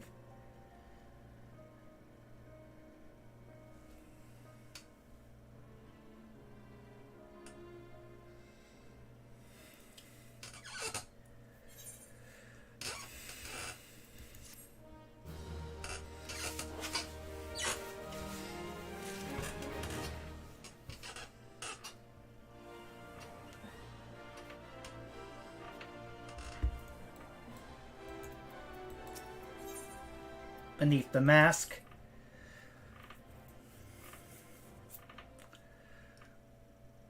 My ever-loyal associate, we must find Miss Ellie, and quickly. Surely, if confronted by her caustic companion, she could still be convinced to abandon this fool plan. Oh, Miss Felice. I thought you had already departed in the company of your men, but all for the better. Shall we conduct the search together? I fear that would only put them at greater risk. You see, the fifth and final members of the Arbiter of Truth, the Phantom Thief's final target, is none other than... Hildibrand meant... me. Mind you, it is not a role I sought of my own accord. My name and my passion for history are somewhat well known in the Sultanate. One day I received an anonymous letter stating that a position in the committee had opened, and I had been chosen to fill it. The letter went on to enumerate my duties. To prevent the spread of historical lies that would sully the name of our illustrious nation, as a high-ranking officer in the Sultan's Sworn, I was deemed to be in a particularly unique position to serve as an arbiter. I knew that there were other members of the organization, but was told nothing of their names or identities. To think that my unknown compatriots were the victims all along. I cannot put any more lives in danger. I will sequester myself in a place where my presence can cause no harm, until such time as the killer is apprehended. Your concern for our well-being is most touching, Miss Felice, but there is no need for such caution. As a seasoned inspector, I am more than capable of protecting a lady in distress, and as a gentleman, that is exactly what I shall do. My associates here also stand at your side. Speaking of which, has anyone seen my loyal assistant?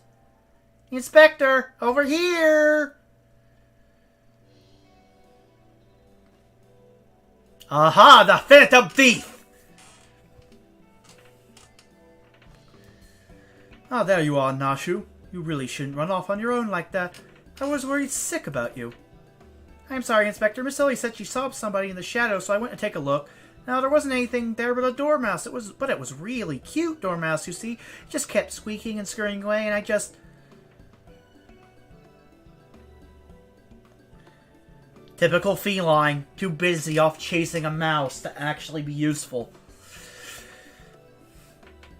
What do you mean that's racist towards Mikote? What she was doing! I didn't write it! Pardon me for a moment, Nashu. Yes, my inspector's sense speaks to me. Someone is watching us. Dynamis! Let us split up and canvass our surroundings.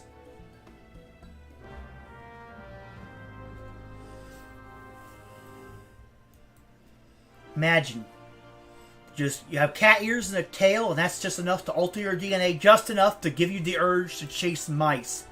I knew the genetic code of the cat that causes them to chase mice was hidden in the ears and tail, but here's the proof! Water-stained letter lies conspicuously on the floor. Be wary and be warned.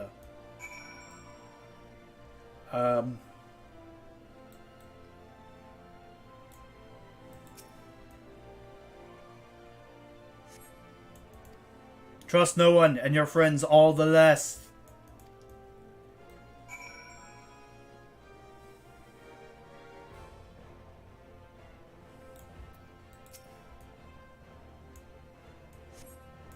A water-stained letter lies... Okay. This will avail you well. Use it wisely. You obtain a sachet of demasking dust, and in the next instant you feel an intimidating presence behind you.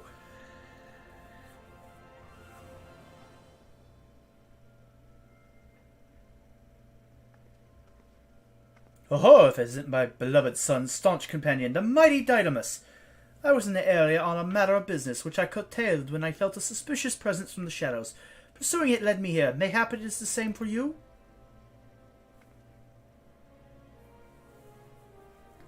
Oh, so your pursuit for the thief of many faces has taken quite the unexpected turn, and now you have come upon a series of anonymous letters. Mayhap our watcher in the shadows is a friend? Or is this but another trap laid by the fiend?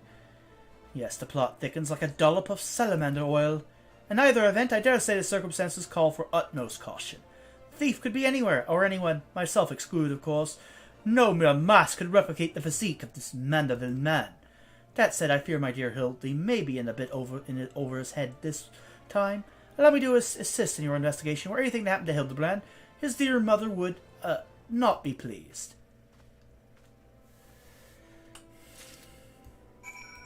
Okay, let's speak with Godbert.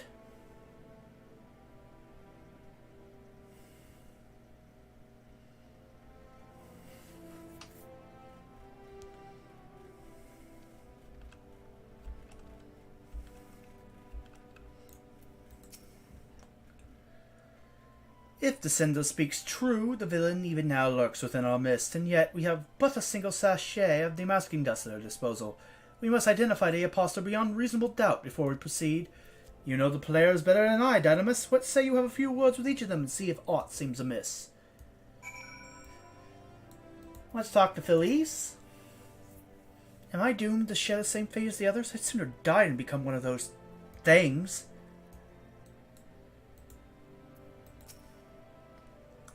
Miss Ellie is the phantom thief. It is the only logical conclusion, yet I cannot help but feel that another truth still evades us. 1, it's called your gut. 2, you're right. And 3, it's called your dick. Just saying.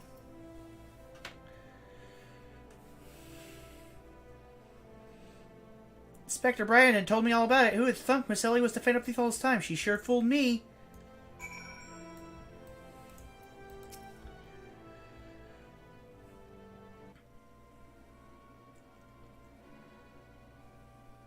Nothing particularly odd about any of them, you say. Stands to reason.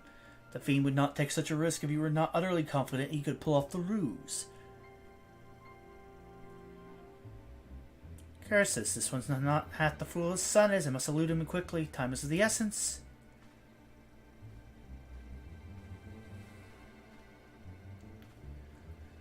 I question the Sultan sworn outside. To a man, they insist they have seen naught of Miss Ellie. Wherever could she have gone? Father, what brings you here?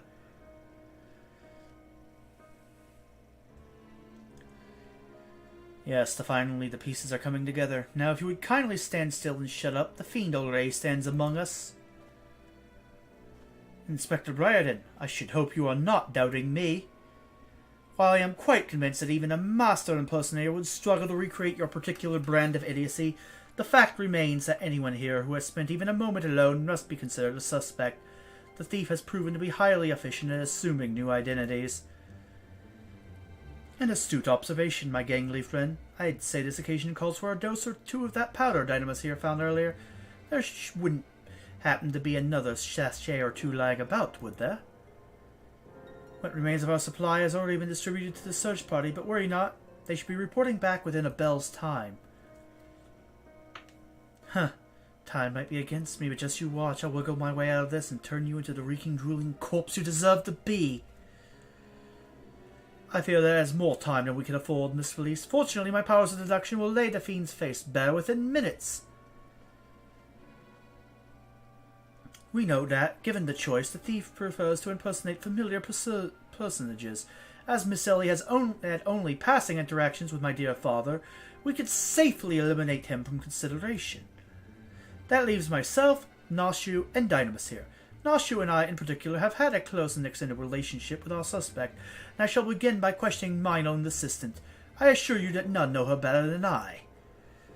Brilliant reasoning as ever, Inspector. Go on, ask me anything.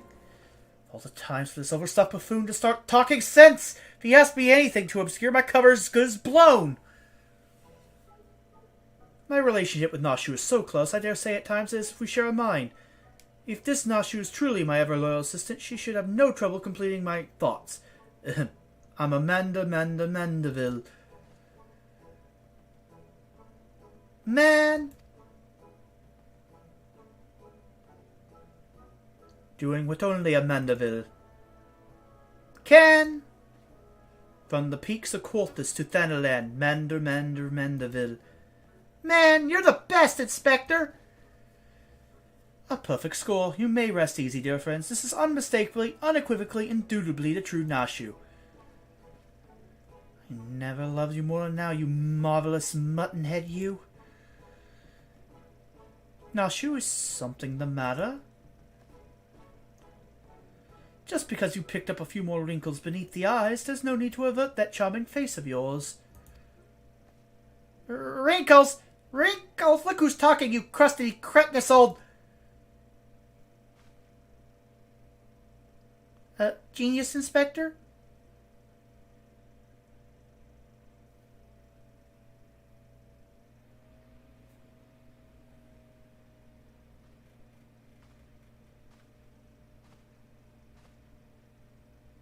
The charade is up, Miss Ellie.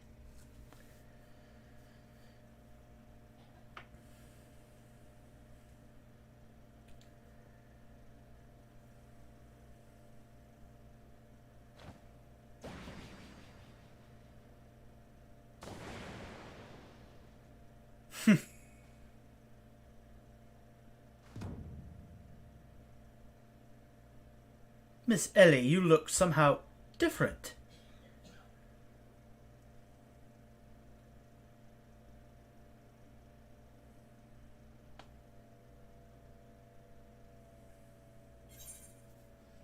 Okay.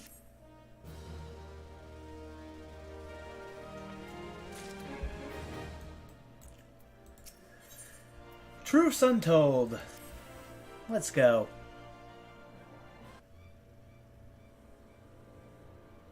Seven hells done in by a muscle-bound muttonhead and his motley troop of mummers. Just who are you? Your resemblance to Miss Ellie is most uncanny, and yet... Consulting Inspector Blyden, once again you fail to measure up to your lofty reputation. Of course we resemble each other. Ellie is, after all, my own flesh and blood, my beloved sister, and my eminently capable partner in crime.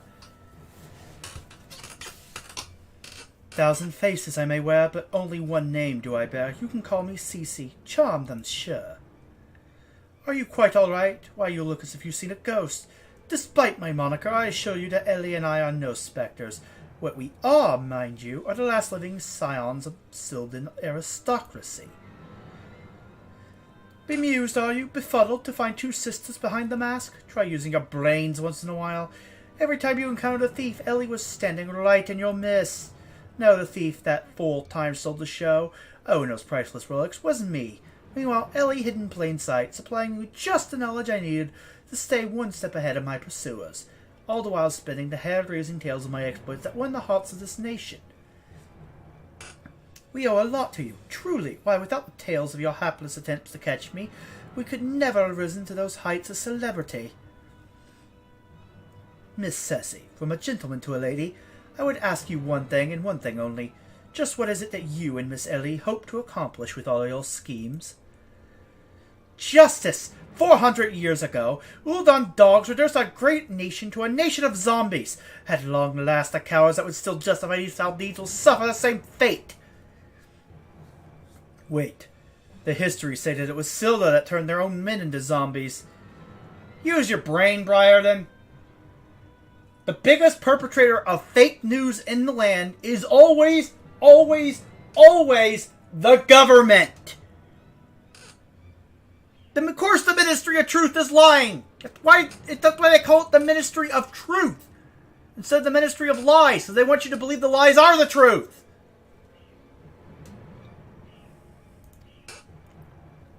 The histories lie, and you walk from the shadows silencing those who would speak the truth. You should have died with your fellows, false arbiter.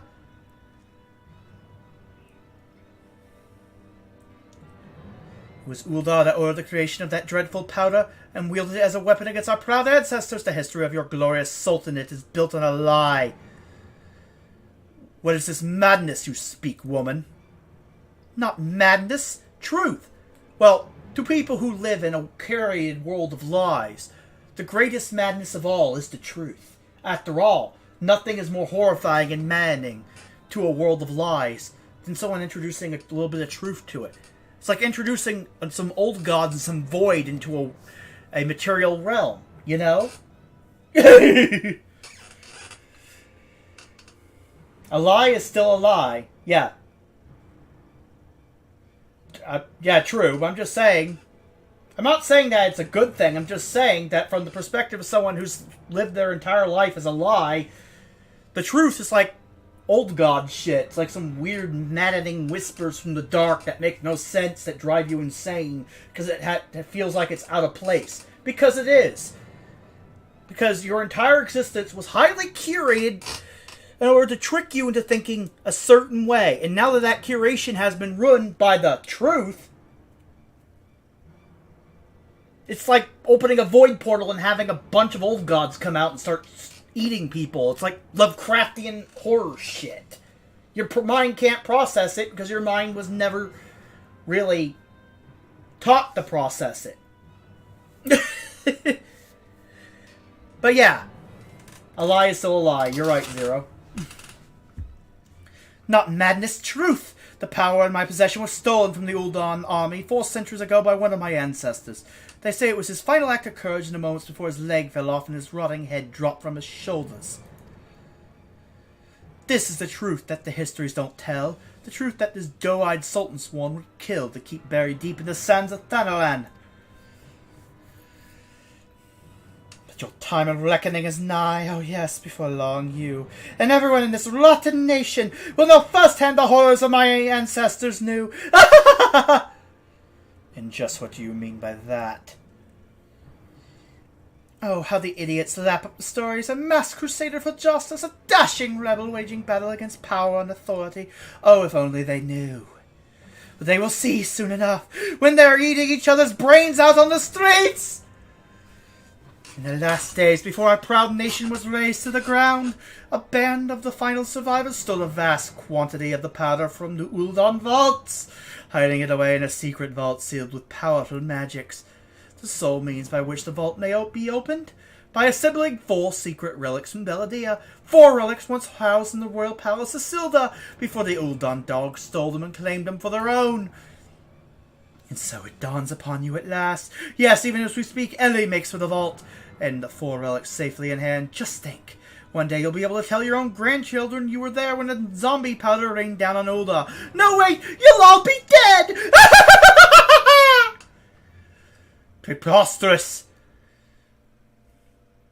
Zombie powder? You mean that shit Preach has been mugging from random undead enemies? Well, shit! He probably should clean out his inventory. Good thing in Final Fantasy VIII that shit's not that potent. I'm just saying. Ugh. Someone might want to delete that. I mean, just recycle bin that. But first you, my dear, you will not even have the pleasure of looking upon the last moments of your precious homeland. Let your flesh rot like all your rotten lies. I think not, Miss Cece.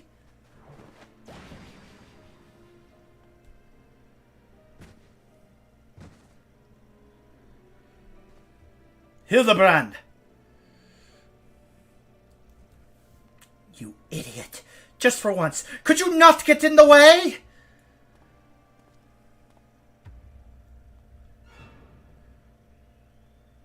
God, but Mandeville, I can't even trust your sorry ass to look after him for a day!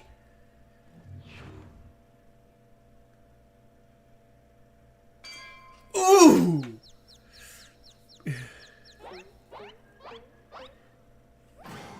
I knew it! That present watching over us with the shadows, it was you, my dear wife!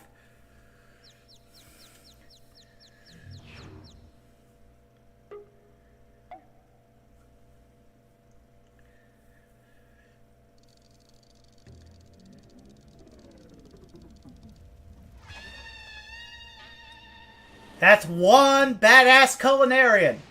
Ooh!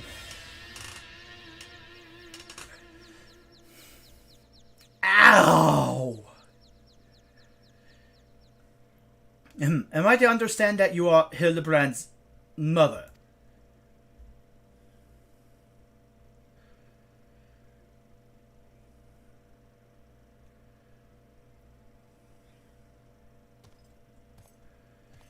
This is more like it. Hand-to-hand skillets enough to send a warrior's pulse racing. Prepare yourself, Dynamis. The time of our final confrontation is nigh.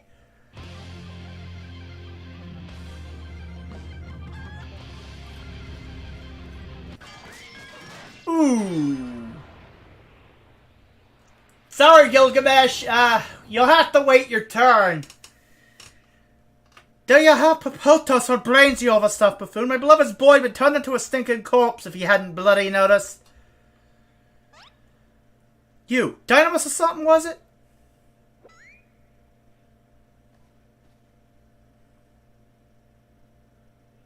Illy's told me all about your hijinks together. Pleased to meet ye. My dear boy's always had a bit of a rebellious streak. What can I say? I can come on a bit too strong at times. But can you blame me? This time I thought I'd sit back and leave things to my sorry ass husband here, and look what that got me. You'll help me out, won't ye? Yeah. Gilgamesh. Yep, that's Gilgamesh.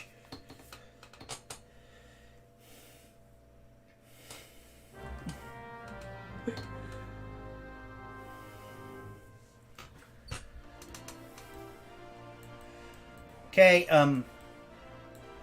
can the NPCs load it? Thank you.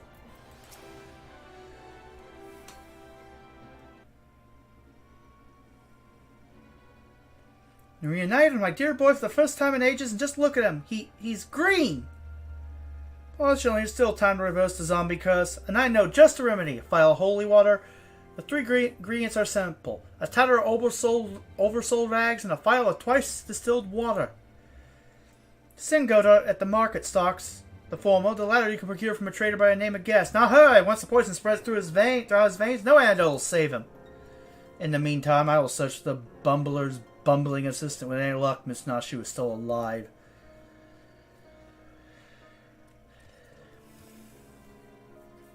Yeah, that's smart. Ye gods, Hilly, you're looking none too hard of yourself.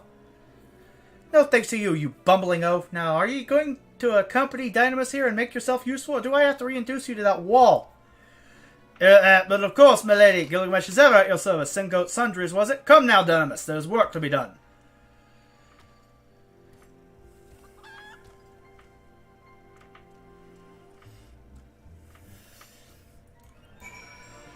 Okay. Time to purchase some shit.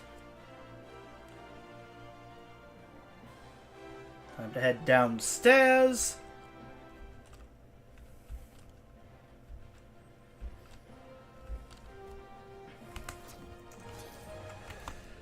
Whew.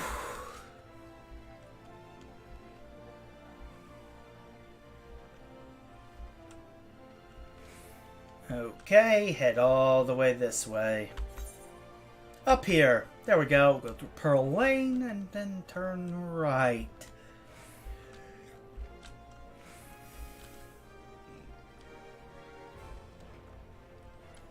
Hello, Zen Goat. I hear you're the goat. Now give me the shit.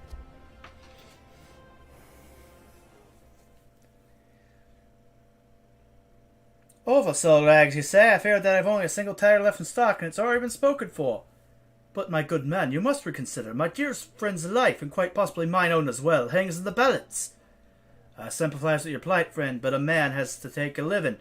Been promised a copious supply of rare chimera membrane for these rags. Unless you can offer me the same, no deal.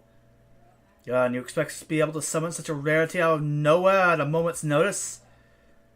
Well, look who we have here, if it isn't the Warrior of Light from the Colosseum. Funny who you meet at the markets.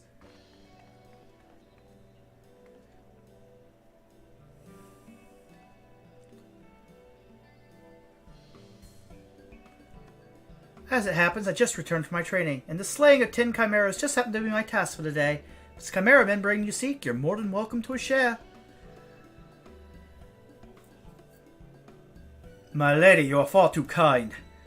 Don't mention it. If it hadn't been for Inspector Hildibrand Dynamis here, I'd still be tag teaming with that slimy beast and cheating my way to fame and fortune. And I'm a woman who pays her debts.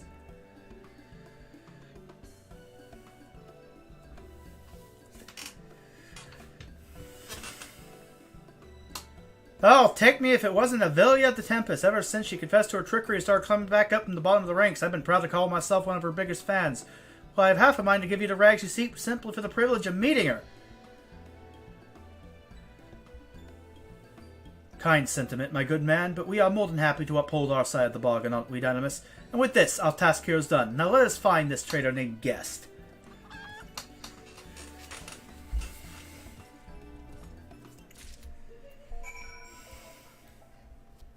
Okay.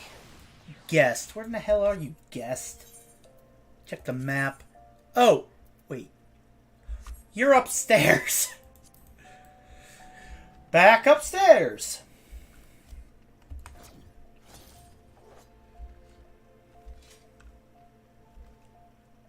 Head around my thumb.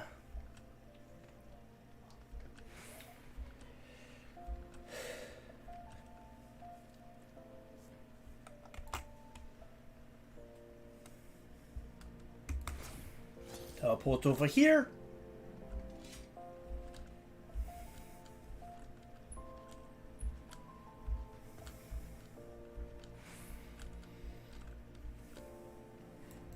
And head up here.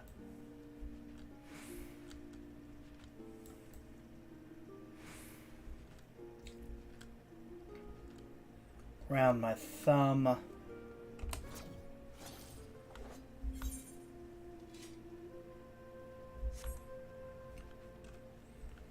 Head all the way up here.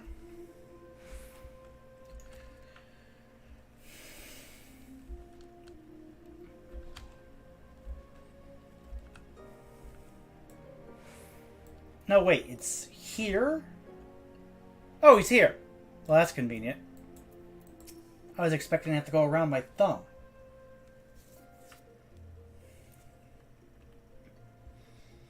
The blundering Manderville boy's on his last legs and needs something of mine to save him, you say? Perhaps you can give me a good reason why I should care. Those bloody Mandervilles are richer than the traders themselves. Yet they have the audacity to haggle me down to the last gill for every purchase. If the family line ended today, I'd be a happier and wealthier man. No, you wouldn't, because we just go tell, you know, the mother that you wanted him dead, and that's why you didn't give us the thing, and then she comes down here with the frying pan, and, well, you know how it is with rich people, and get away with literal murder. So, hand it over. And now I believe the ballroom calls. Good day to you, and do pass along my condolences to the grieving parents. Have you not a shred of honor or compassion in that spindly body? Business rival or no, the man is on death's doorstep.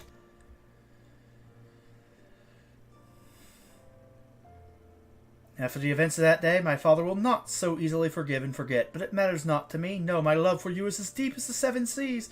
I beg of you, milady, may I have this dance?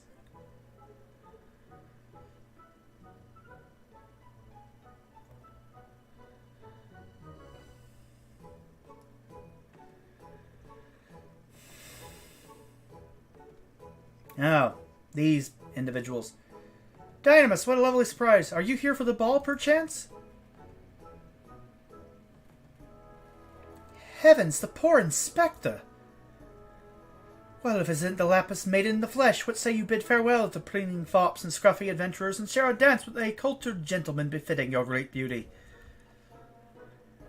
Why, it would be a pleasure and honour both, my lord.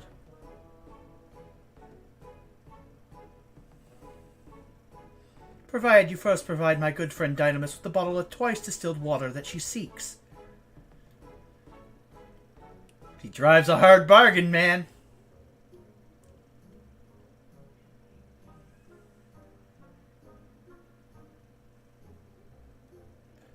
You know this woman? Bah, that is the price you would set, and so be it. Take it. It's barely worth its weight in gilt anyway. Now, shall we, Miss Arabella?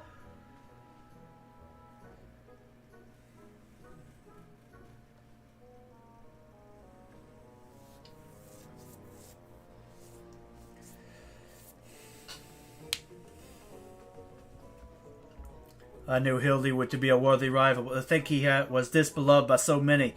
Clearly this realm would deeply mourn his loss. Quickly, Dynamis, let us deliver these goods while there's still time to save him.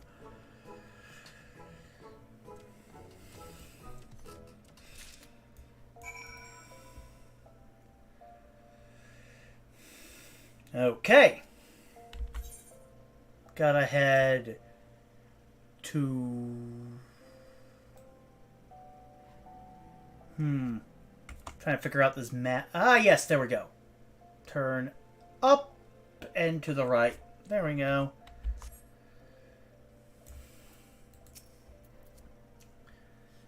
I trust the two of you wouldn't dare come back empty-handed. Oh, no, no, no. Here we go. Here, take it. Don't hit me with the frying pan. I'm not young. I'm very fragile and weak, you know. Just don't hit me over the head with that thing, ma'am.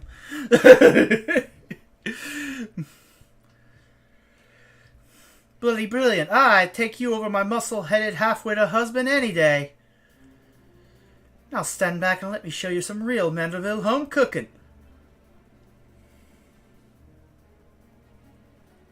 Oh, you bloody bugger! God, my skillet!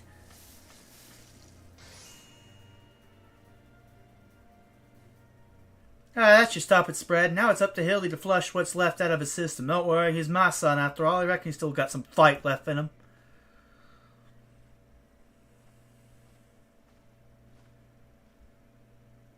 Look who I found. She was slumbering obliviously in a rubbish-strewn corner of Pearl Lane.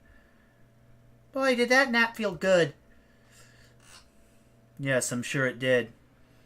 Dynamis, word has it that Ellie has been sighted at the Sylvan Ruins. We must go there with all haste.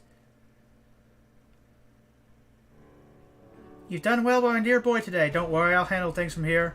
There's a nice warm bed for him, and I think I know a few specialists who might know a thing or two about his condition.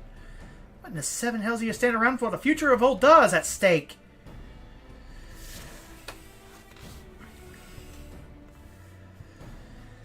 Dynamis, my strength is yours as well, for Ul'dah and for our friend Hildy. You remind me of my husband, what ye have and more muscles and sense. If you're so keen to make yourself useful, why don't you run to the markets and bring me some fire crystals? Keeping my dear boy warm is the key to fighting off the zombification. Let's see, I believe 20 crates or so should suffice. I'm a warrior, not yes, milady. Yeah, well, she's technically a profession, an errand woman, and yet she's more of a warrior than you are, man. I'm just saying, that skill, it hurts. I'd say, Enkidu, the burden we must bear simply to secure my long-awaited final confrontation with Dynamis. That said, the events of today have given me cause to reflect. Dynamis and Hildy both. Oh, to be blessed with such veritable legions of friends, tried and true. But alas, not I. No, only one true friend have I ever known, and she is long lost to me. You are a fine bird and have given me great comfort in my travels, but you will never be Enkidu, my one and true companion. Oh, my friend, were you here with me, even Dynamis could not stand against our combined might. Oh, Enkidu, wherever you may wander, hear my words and return here to my side. Enkidu, do you hear me? Enkidu!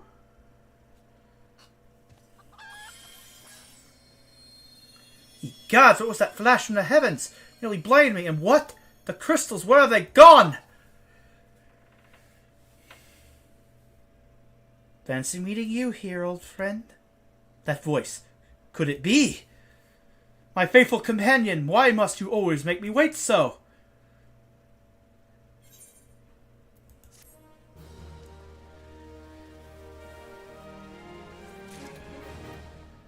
Okay, let's go. Our last vow, Julian would send you on your way. What you doing dilly-dallying around here? Let me jog your memory. There's a moon-sick maid digging around at the Silda execution site with her mind set on turning Ulan to the land of the walking dead. Concerned for Hildy is most touched. And don't you worry, Mama Dearest isn't going to let her beloved son kick the bucket that easily. Okay, fine. Let's go. Let's just go. Yeah, you got this. And I do not want to be in the same zip code as you, because I have a feeling that if I piss you off, I'll be in the next zip code. So, yeah. Time to leave.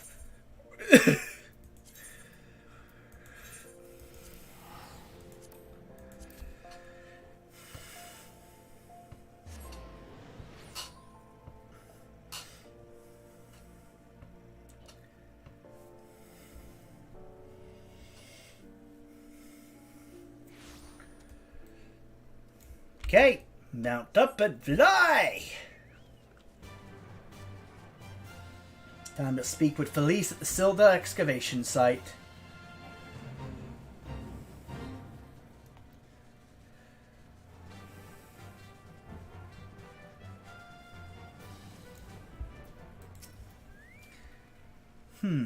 We've managed to track down Miss Ellie just up ahead, where your friends watch over her as we speak. Yet no matter how many times we try to reach out to her, she refuses to so much as answer. Needless to say, we considered physically incapacitating her, but that crate she's sitting on isn't just a makeshift chair. It's filled to the brim with the traitor's spun. One misstep and the consequences could be dire indeed. You are our only hope, Dynamis. Even her single-minded rage, surely the time you spent together must still count for something. You need not put yourself in undue danger. I only ask you to step forth to where your voice may be heard and call out your friend's name. I beg of you, Dynamis, surely if anyone can convince the woman to abandon her madness, it is you. Okay, fly down there and just yell out Ellie. Got it. Or fly over here. Yeah, here. Ah, you want me to fly to here. Destination? Yeah, I know. Gotta put it in say and go... Yeah, okay. Ellie! The exclamation mark probably matters.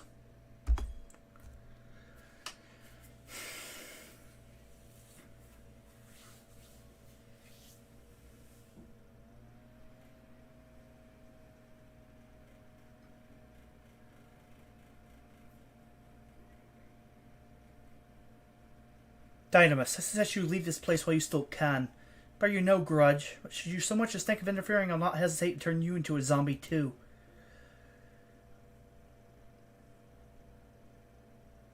So it was you, after all. Consider me disappointed.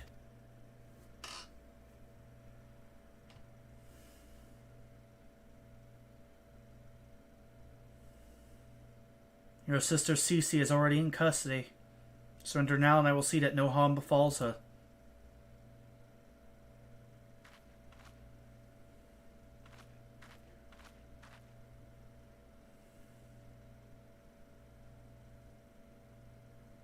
How little you understand us, Inspector. Then again, how could one born into a life of power and privilege ever hope to understand?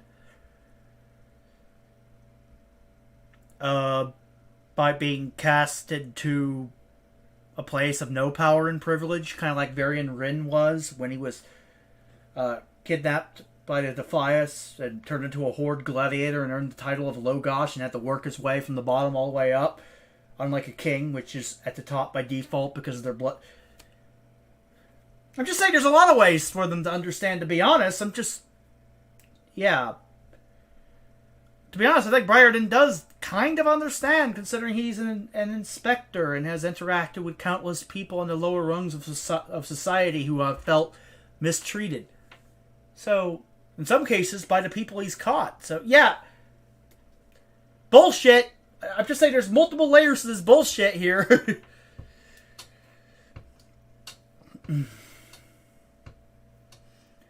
Cece and I have no family, no friends, no fortune, nothing.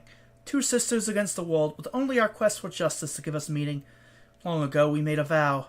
Should the worst happen, our mission takes priority over all. Yes, over our own wretched lives. Do you see now? Anything I might have once had to lose, I lost long ago.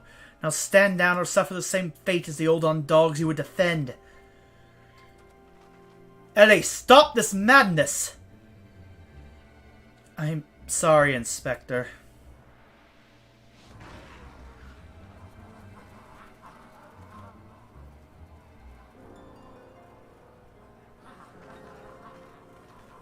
Zombies. There's too many of them.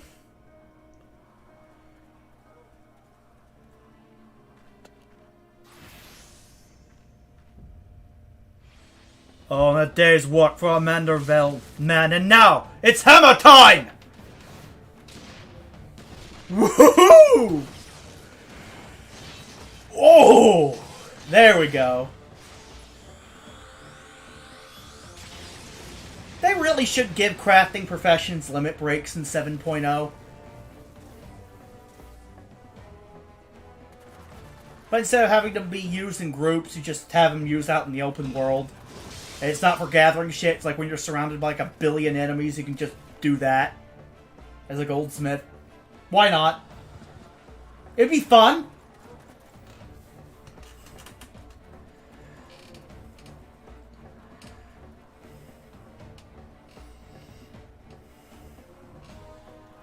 You only delay the inevitable. I have an entire legion of the undead at my beck and call. Face it, it's only with an Inspector Hildibrand's ridiculously good fortunes that you've made it this far. And he's as good as 6 films under. You forewarned girl, know that I speak from experience when I say, underestimate Hildy and you do so at your own peril. I'm afraid you underestimate me as well. No mere splash of holy water can stave off the effects of the traitor's spurn. I fear the good inspector's luck has finally run out. Those balls, is there no end to them? I'm not liking our chances. Greg, was it?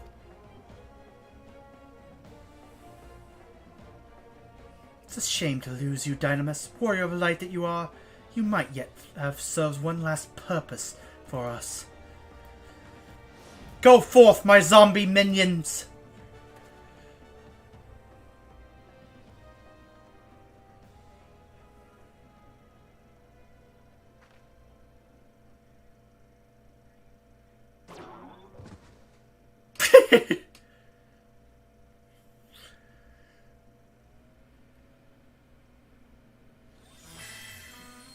Inspector Hildibrand's back.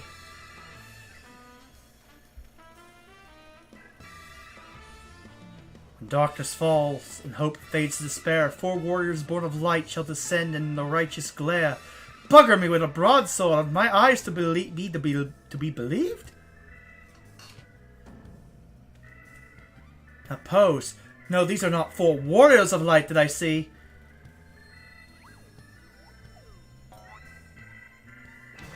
They are 4 gentlemen of light.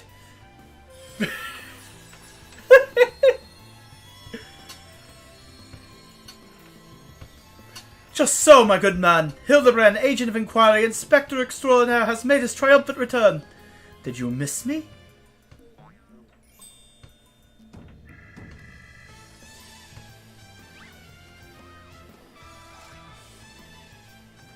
Ah, we meet again, girl. Tell me you've got my snurble tongue, or I'll fashion myself a wig from your lovely locks after I rip them clean from your bloody head. Oh, hello there, Mr. Elazar. Cor, you're looking absolutely resplendent today. Impossible! The holy water couldn't have cured him! It didn't. Fortunately, our overlord spent quite some time building up an immunity to zombie powder. When we heard that Master Hildibrand was at the risk of joining the actual dead, we knew we had to take action. An immunity to... I'm just going to pretend that makes any kind of sense. What? What? I mean, he spent like 5 years with zombies. He built up his immune system.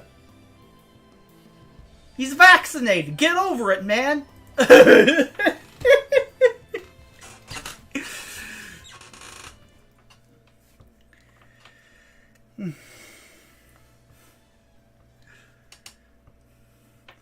The game is up, Miss Ellie. Pray abandon this madness. Besides, plots of mass murder hardly suit a lady like yourself.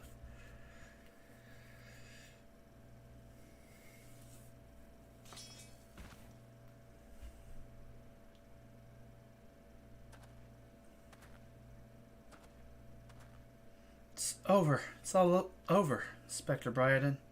You said there was something you would tell me when this was all through. Imagine you have no words for me now. Ellie, your powers of deduction are wanting. You said that you had lost everything and everyone you had to lose, did you not? As for me, I have found someone with whom I intend to never depart.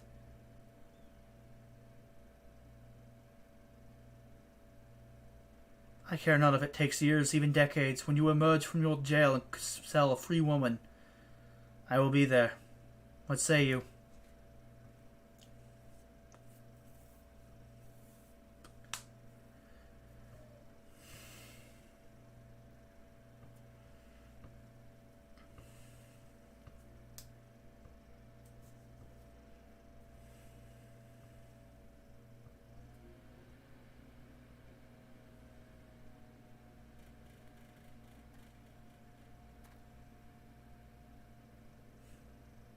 Miss Ellie, while the crimes perpetrated by you and your sister are unpardonable, you are far from the only ones guilty. On behalf of the Syndicate, I offer my apologies for the false aspersions cast upon your ancestors. You said that the nation of Uldar was built on lies. Seeing what I have seen today, I cannot deny your words. It will not be an easy task to rewrite, nay, restore history. But know this, I will do everything in my power to bring the truth to the fore.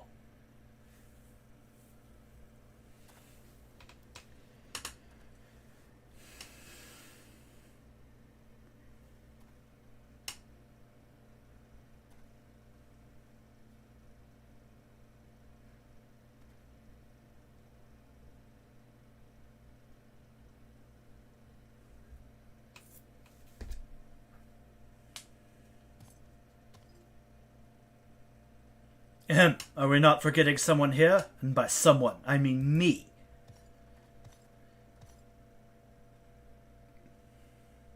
If you're quite done playing Cloak and Dagger, I require Dynamis' presence for a matter of far greater importance. The time of our too long delayed confrontation is nigh.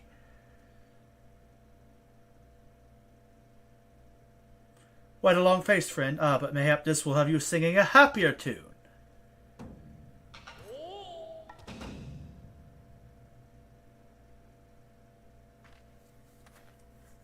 Could it be the treaty blade? And the true one at that?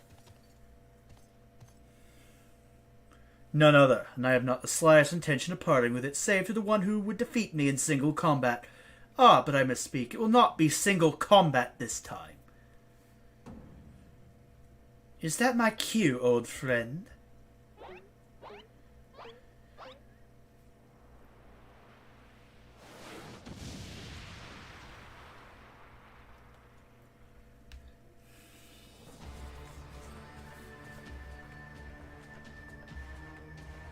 Enkidu.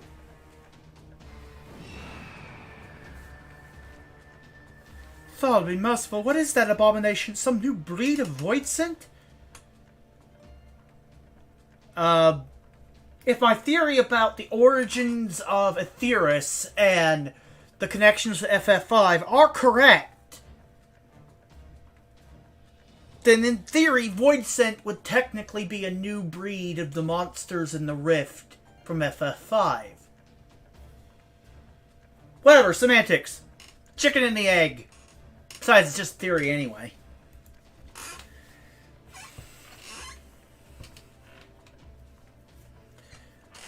Abomination, I'll thank you to address my companion with courtesy, girl. But 'twas the most curious thing. There I was, holding a crate full of crystals for Hildy's mother, thinking how much better things would be if my dear friend Enkidu were here. Then came a flash from the heavens, and next thing I knew, there she was. By the gods, it makes perfect sense. Doubtless the crystals heard Greg's heartfelt plea, summoning forth his friend. Nay, no mere friend, but rather the primal Enkidu. And the world has now completely and utterly ceased to be bound by the laws of logic. Oh, come on! All of Rome Reborn was spent battling primals, pretty much. And we established that myths and legends, like Good King Mooglebog, can become primals, so why not FF5 cameos?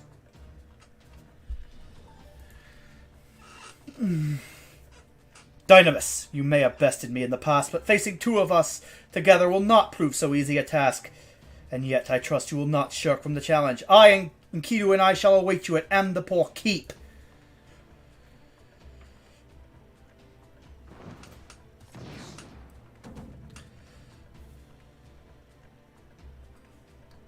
"'Tis a ways from here, but what a better venue for a climatic confrontation. If you would claim the treaty blade, then claim it from me as a warrior. To the skies, Enkidu! To the skies!"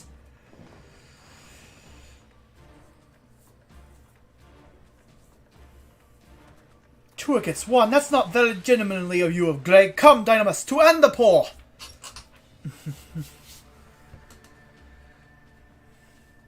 This is a grave development indeed. To think that one man could summon a primal on his own. I must send word to the Scions at once.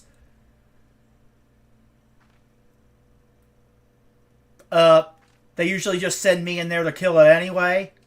Oh, but of course, I had near forgotten we had a warrior of light in a very mist.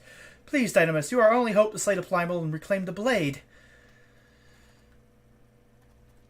Yeah, but like, why do you need to call Alfie? I got this. They usually this is what happens when they call the Scions of the Seventh Dawn when primals are involved.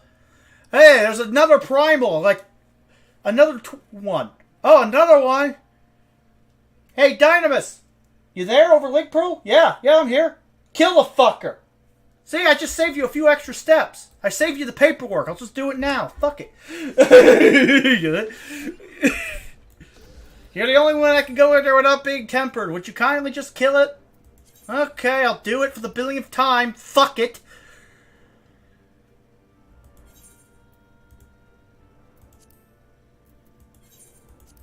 Head to Quarry Mill.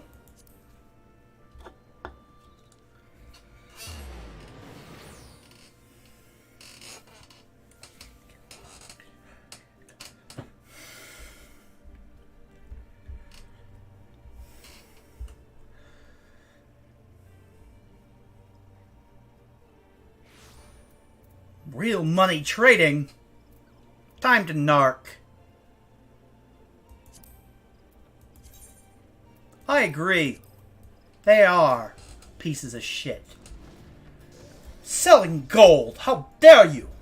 How dare you, good sir! Gentlemen do not sell gold and violate the terms of service.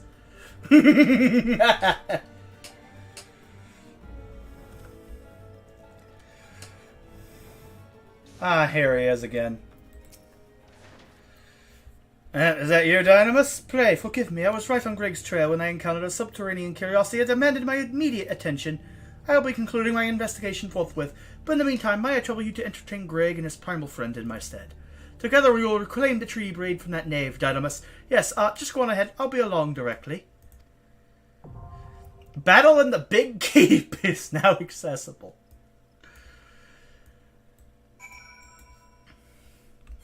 Well, I'm already unsynced. I might as well just do it unsynced again.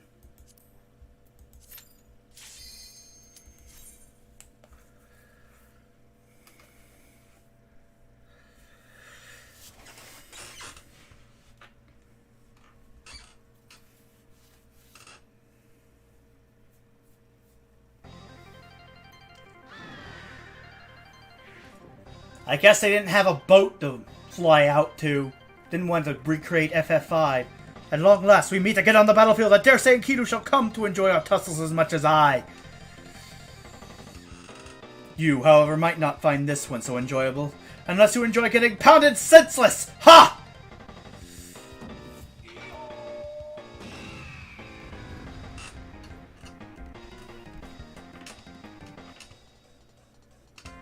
Battle on the Big Bridge. I love this battle theme. Let's go. Let's do what I did in FF5. Kill Enkidu first. Take out the primal, then knock Greg silly.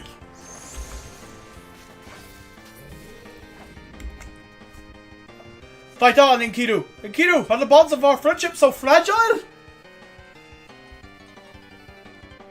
Yeah, about that. I'm sorry, man.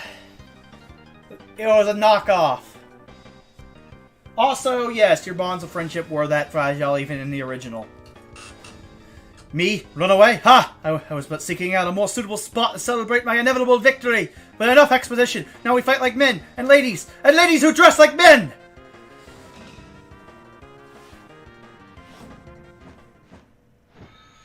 For Gilgamesh, it is transmogrifying time!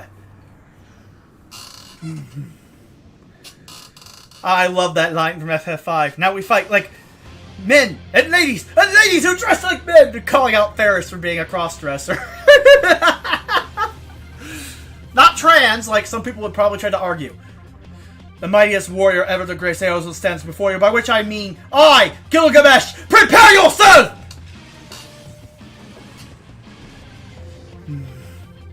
Fucking love Gilgamesh. One of my favorite characters in the entire franchise.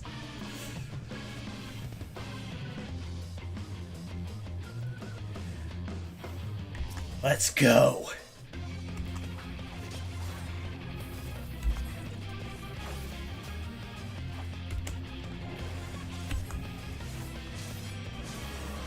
Most impressive. Very well. I shall fight with all my strength too. Fortunately, enough expository banter. Achievement unlocked. To think that my full complement of orbs would avail me not.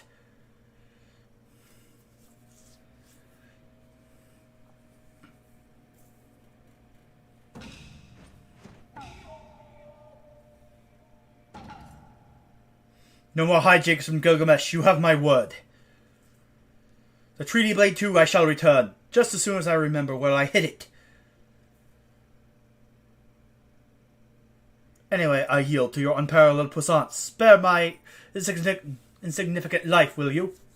Or I think that's what it said, something like that. Text is going by fast, okay?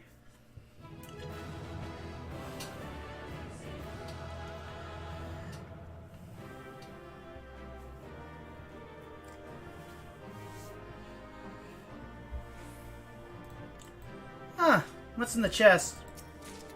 Oh, Enkidu, the chicken version. Okay.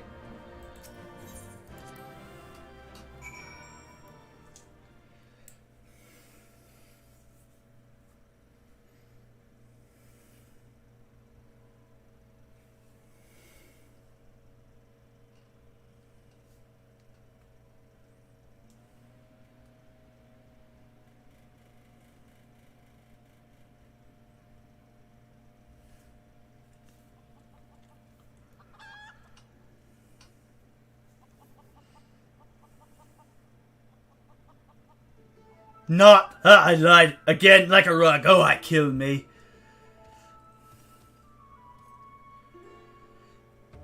You can take that fusty old blade for all I care. I thirst for true power, not save the strongest sword of swords will suffice. Warrior of light, you have proven a worthy opponent, but I warn you, treasure every moment with your weapon.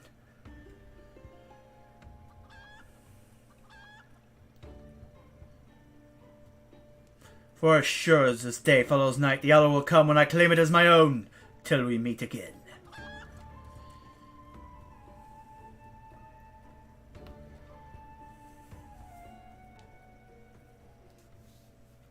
He'll be back. He'll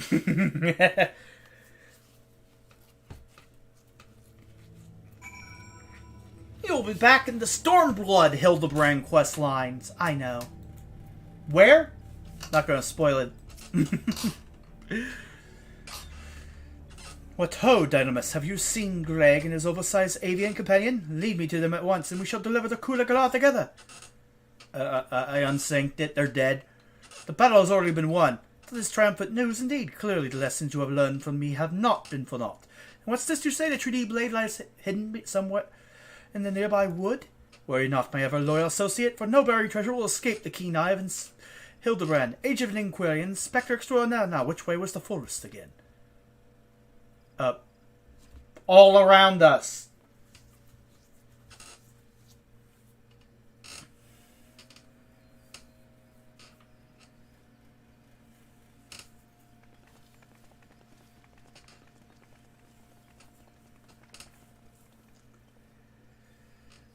Dynamis, what news of the Primal and the Treaty Blade? Remarkable. I knew the Warrior of Light would emerge triumphant. Let us hope that Inspector Hildibrand enjoys similar success in finding the blade.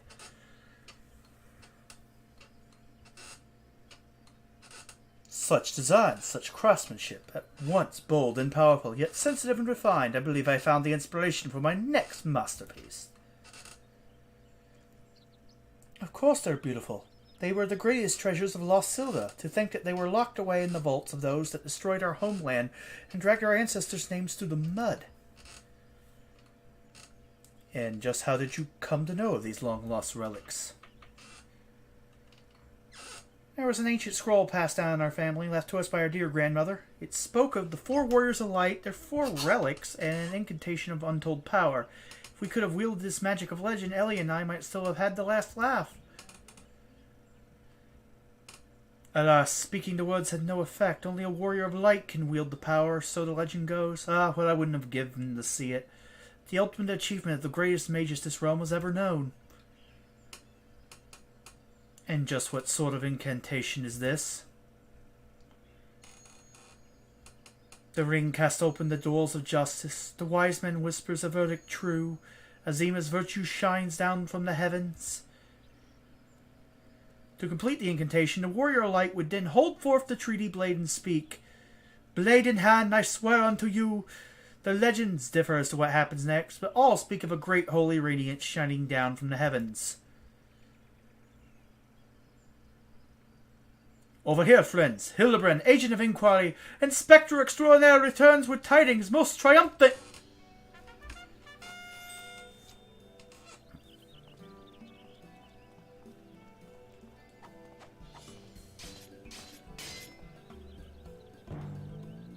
Behold, safe in my hands, none other than the treaty blade, and the real one this time, I swear unto you.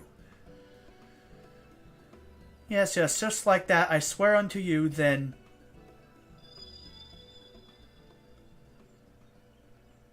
My word, whatever is this odd tingling sensation? Ridiculous! Hildibrand isn't a warrior of light, he's just some fool who thought he could stop the lesser moon with his own bare hands.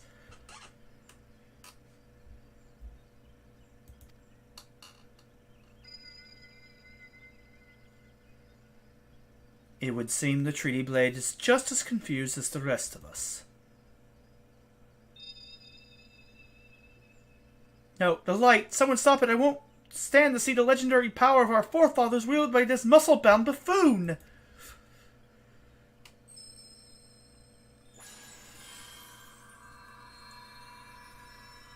Well, I mean, he's the gentleman of light. He's half a warrior of light. Minus the warrior part. I guess. Skyward ho!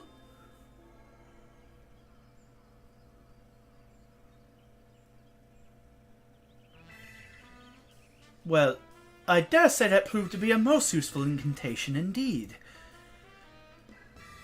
And so the light of justice that shone from the treaty blade banished the shadow, returning peace to the land. So the legend ended. I must say, I never expected it to be quite literally a beam of light. I suppose it wouldn't have been much use to us after all. Inspector! Oh, Inspector! Wait for me! Those balls, Hildy. First you almost die at your poor mother's feet, and now you fly off to God's nowhere without even giving her a kiss goodbye?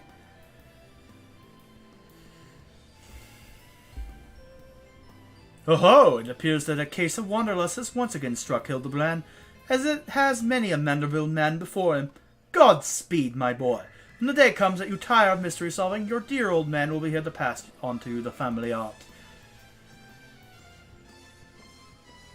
So in the end, the Sildan incantation of legend was wielded not by a warrior of light, but a gentleman of light? Well, the 3D blade is some 6 centuries old, after all. Perhaps it's not quite as sharp as it used to be.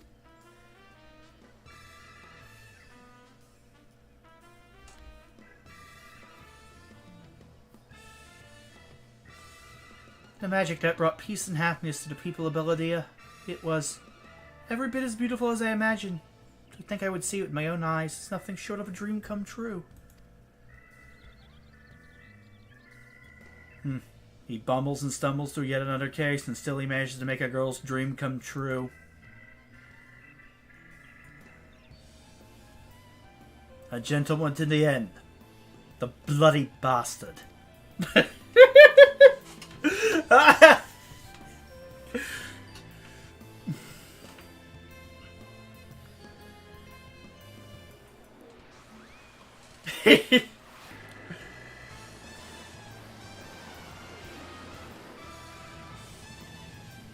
What's this? A glint in the corner of my eye? A curious scent? Wafting in on the winds from a far-flung land? Do I smell a case?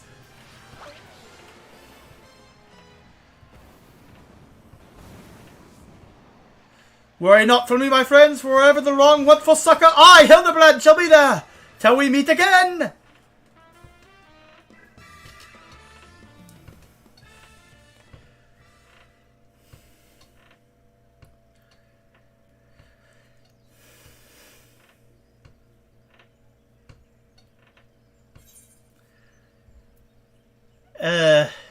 Okay.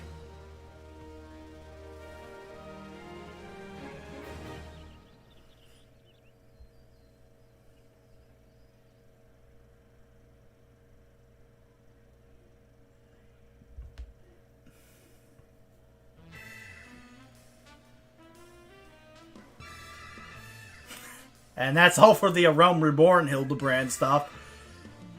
Time to move on to Heaven's Ward.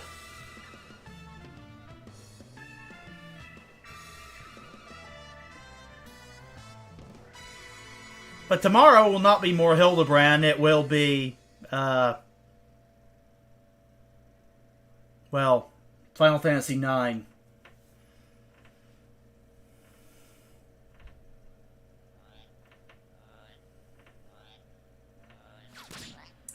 Ooh. Ow.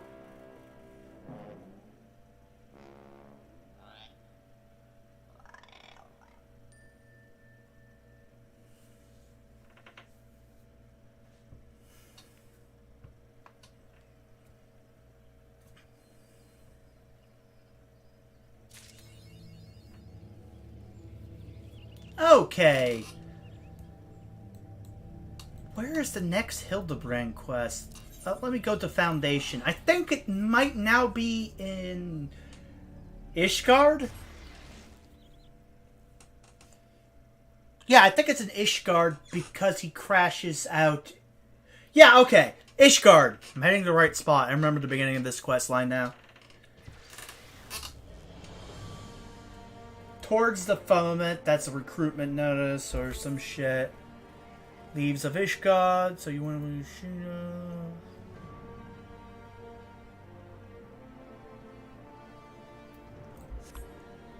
Could have sworn. Let me check up here.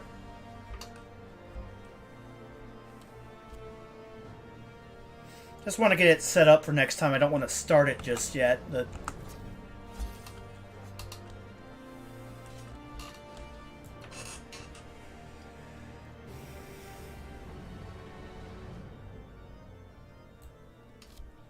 is it in this area?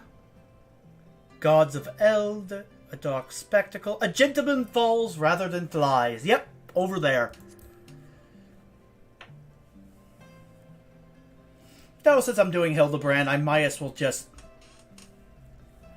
add stuff to my glamour dresser and make a new glam. Real quick.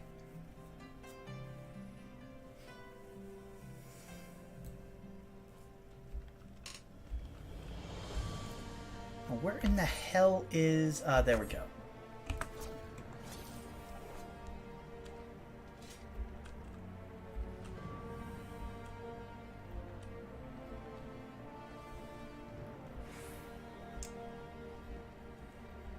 all the way up here because the N is there. Okay. Fortunately, unlike Retail WoW, there is no mount you can just mount up on to change your glamour or update your glamour dress. Or it would be really convenient if they put that in the game somehow, like a mount with a glamour dresser on it. I could use it! Just fly around, just change my outfit at whim. Just steal all the good ideas from WoW. Why not?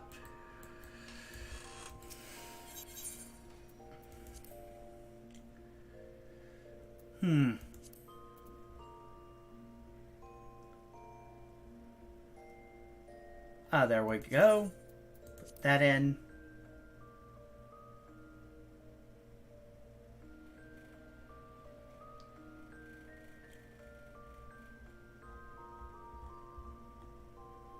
And then it's legs, Mandeville bottoms.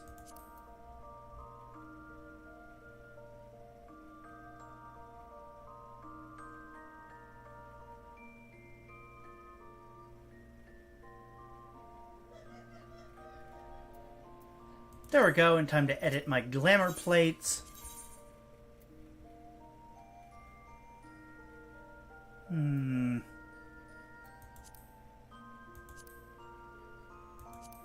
Ah, there we go.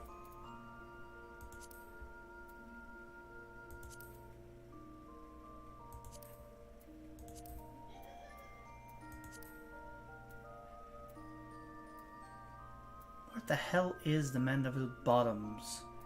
Put them in here. Oh, there. No, Leonhard, Tantalus. Oh, there we go.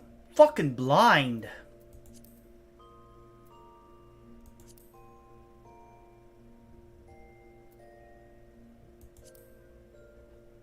Not a perfect glamour, but it'll work.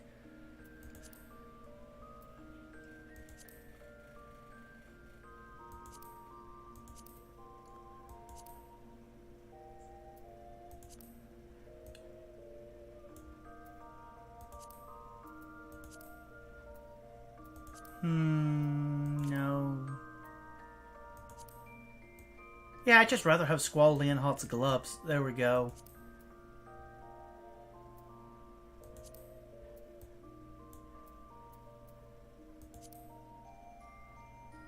To be honest, that looks good. Might as well just save. Apply.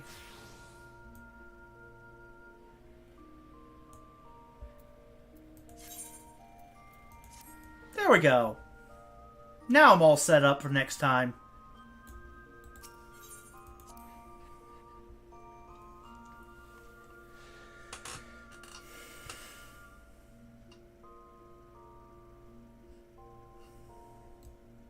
Got myself the Manderville outfit.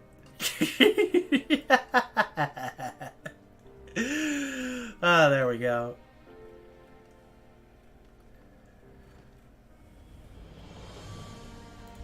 Well, that's all for my weekly whatever stream of Final Fantasy XIV. If you like what you've seen, please give me a follow if you haven't already. And, well, hopefully I'll see you tomorrow for more Final Fantasy IX.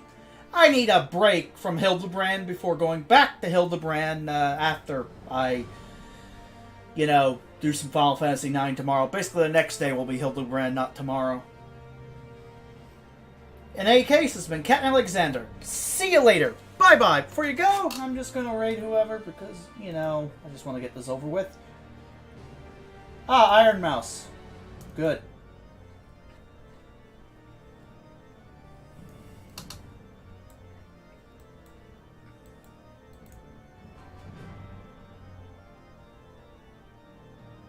Raiding now.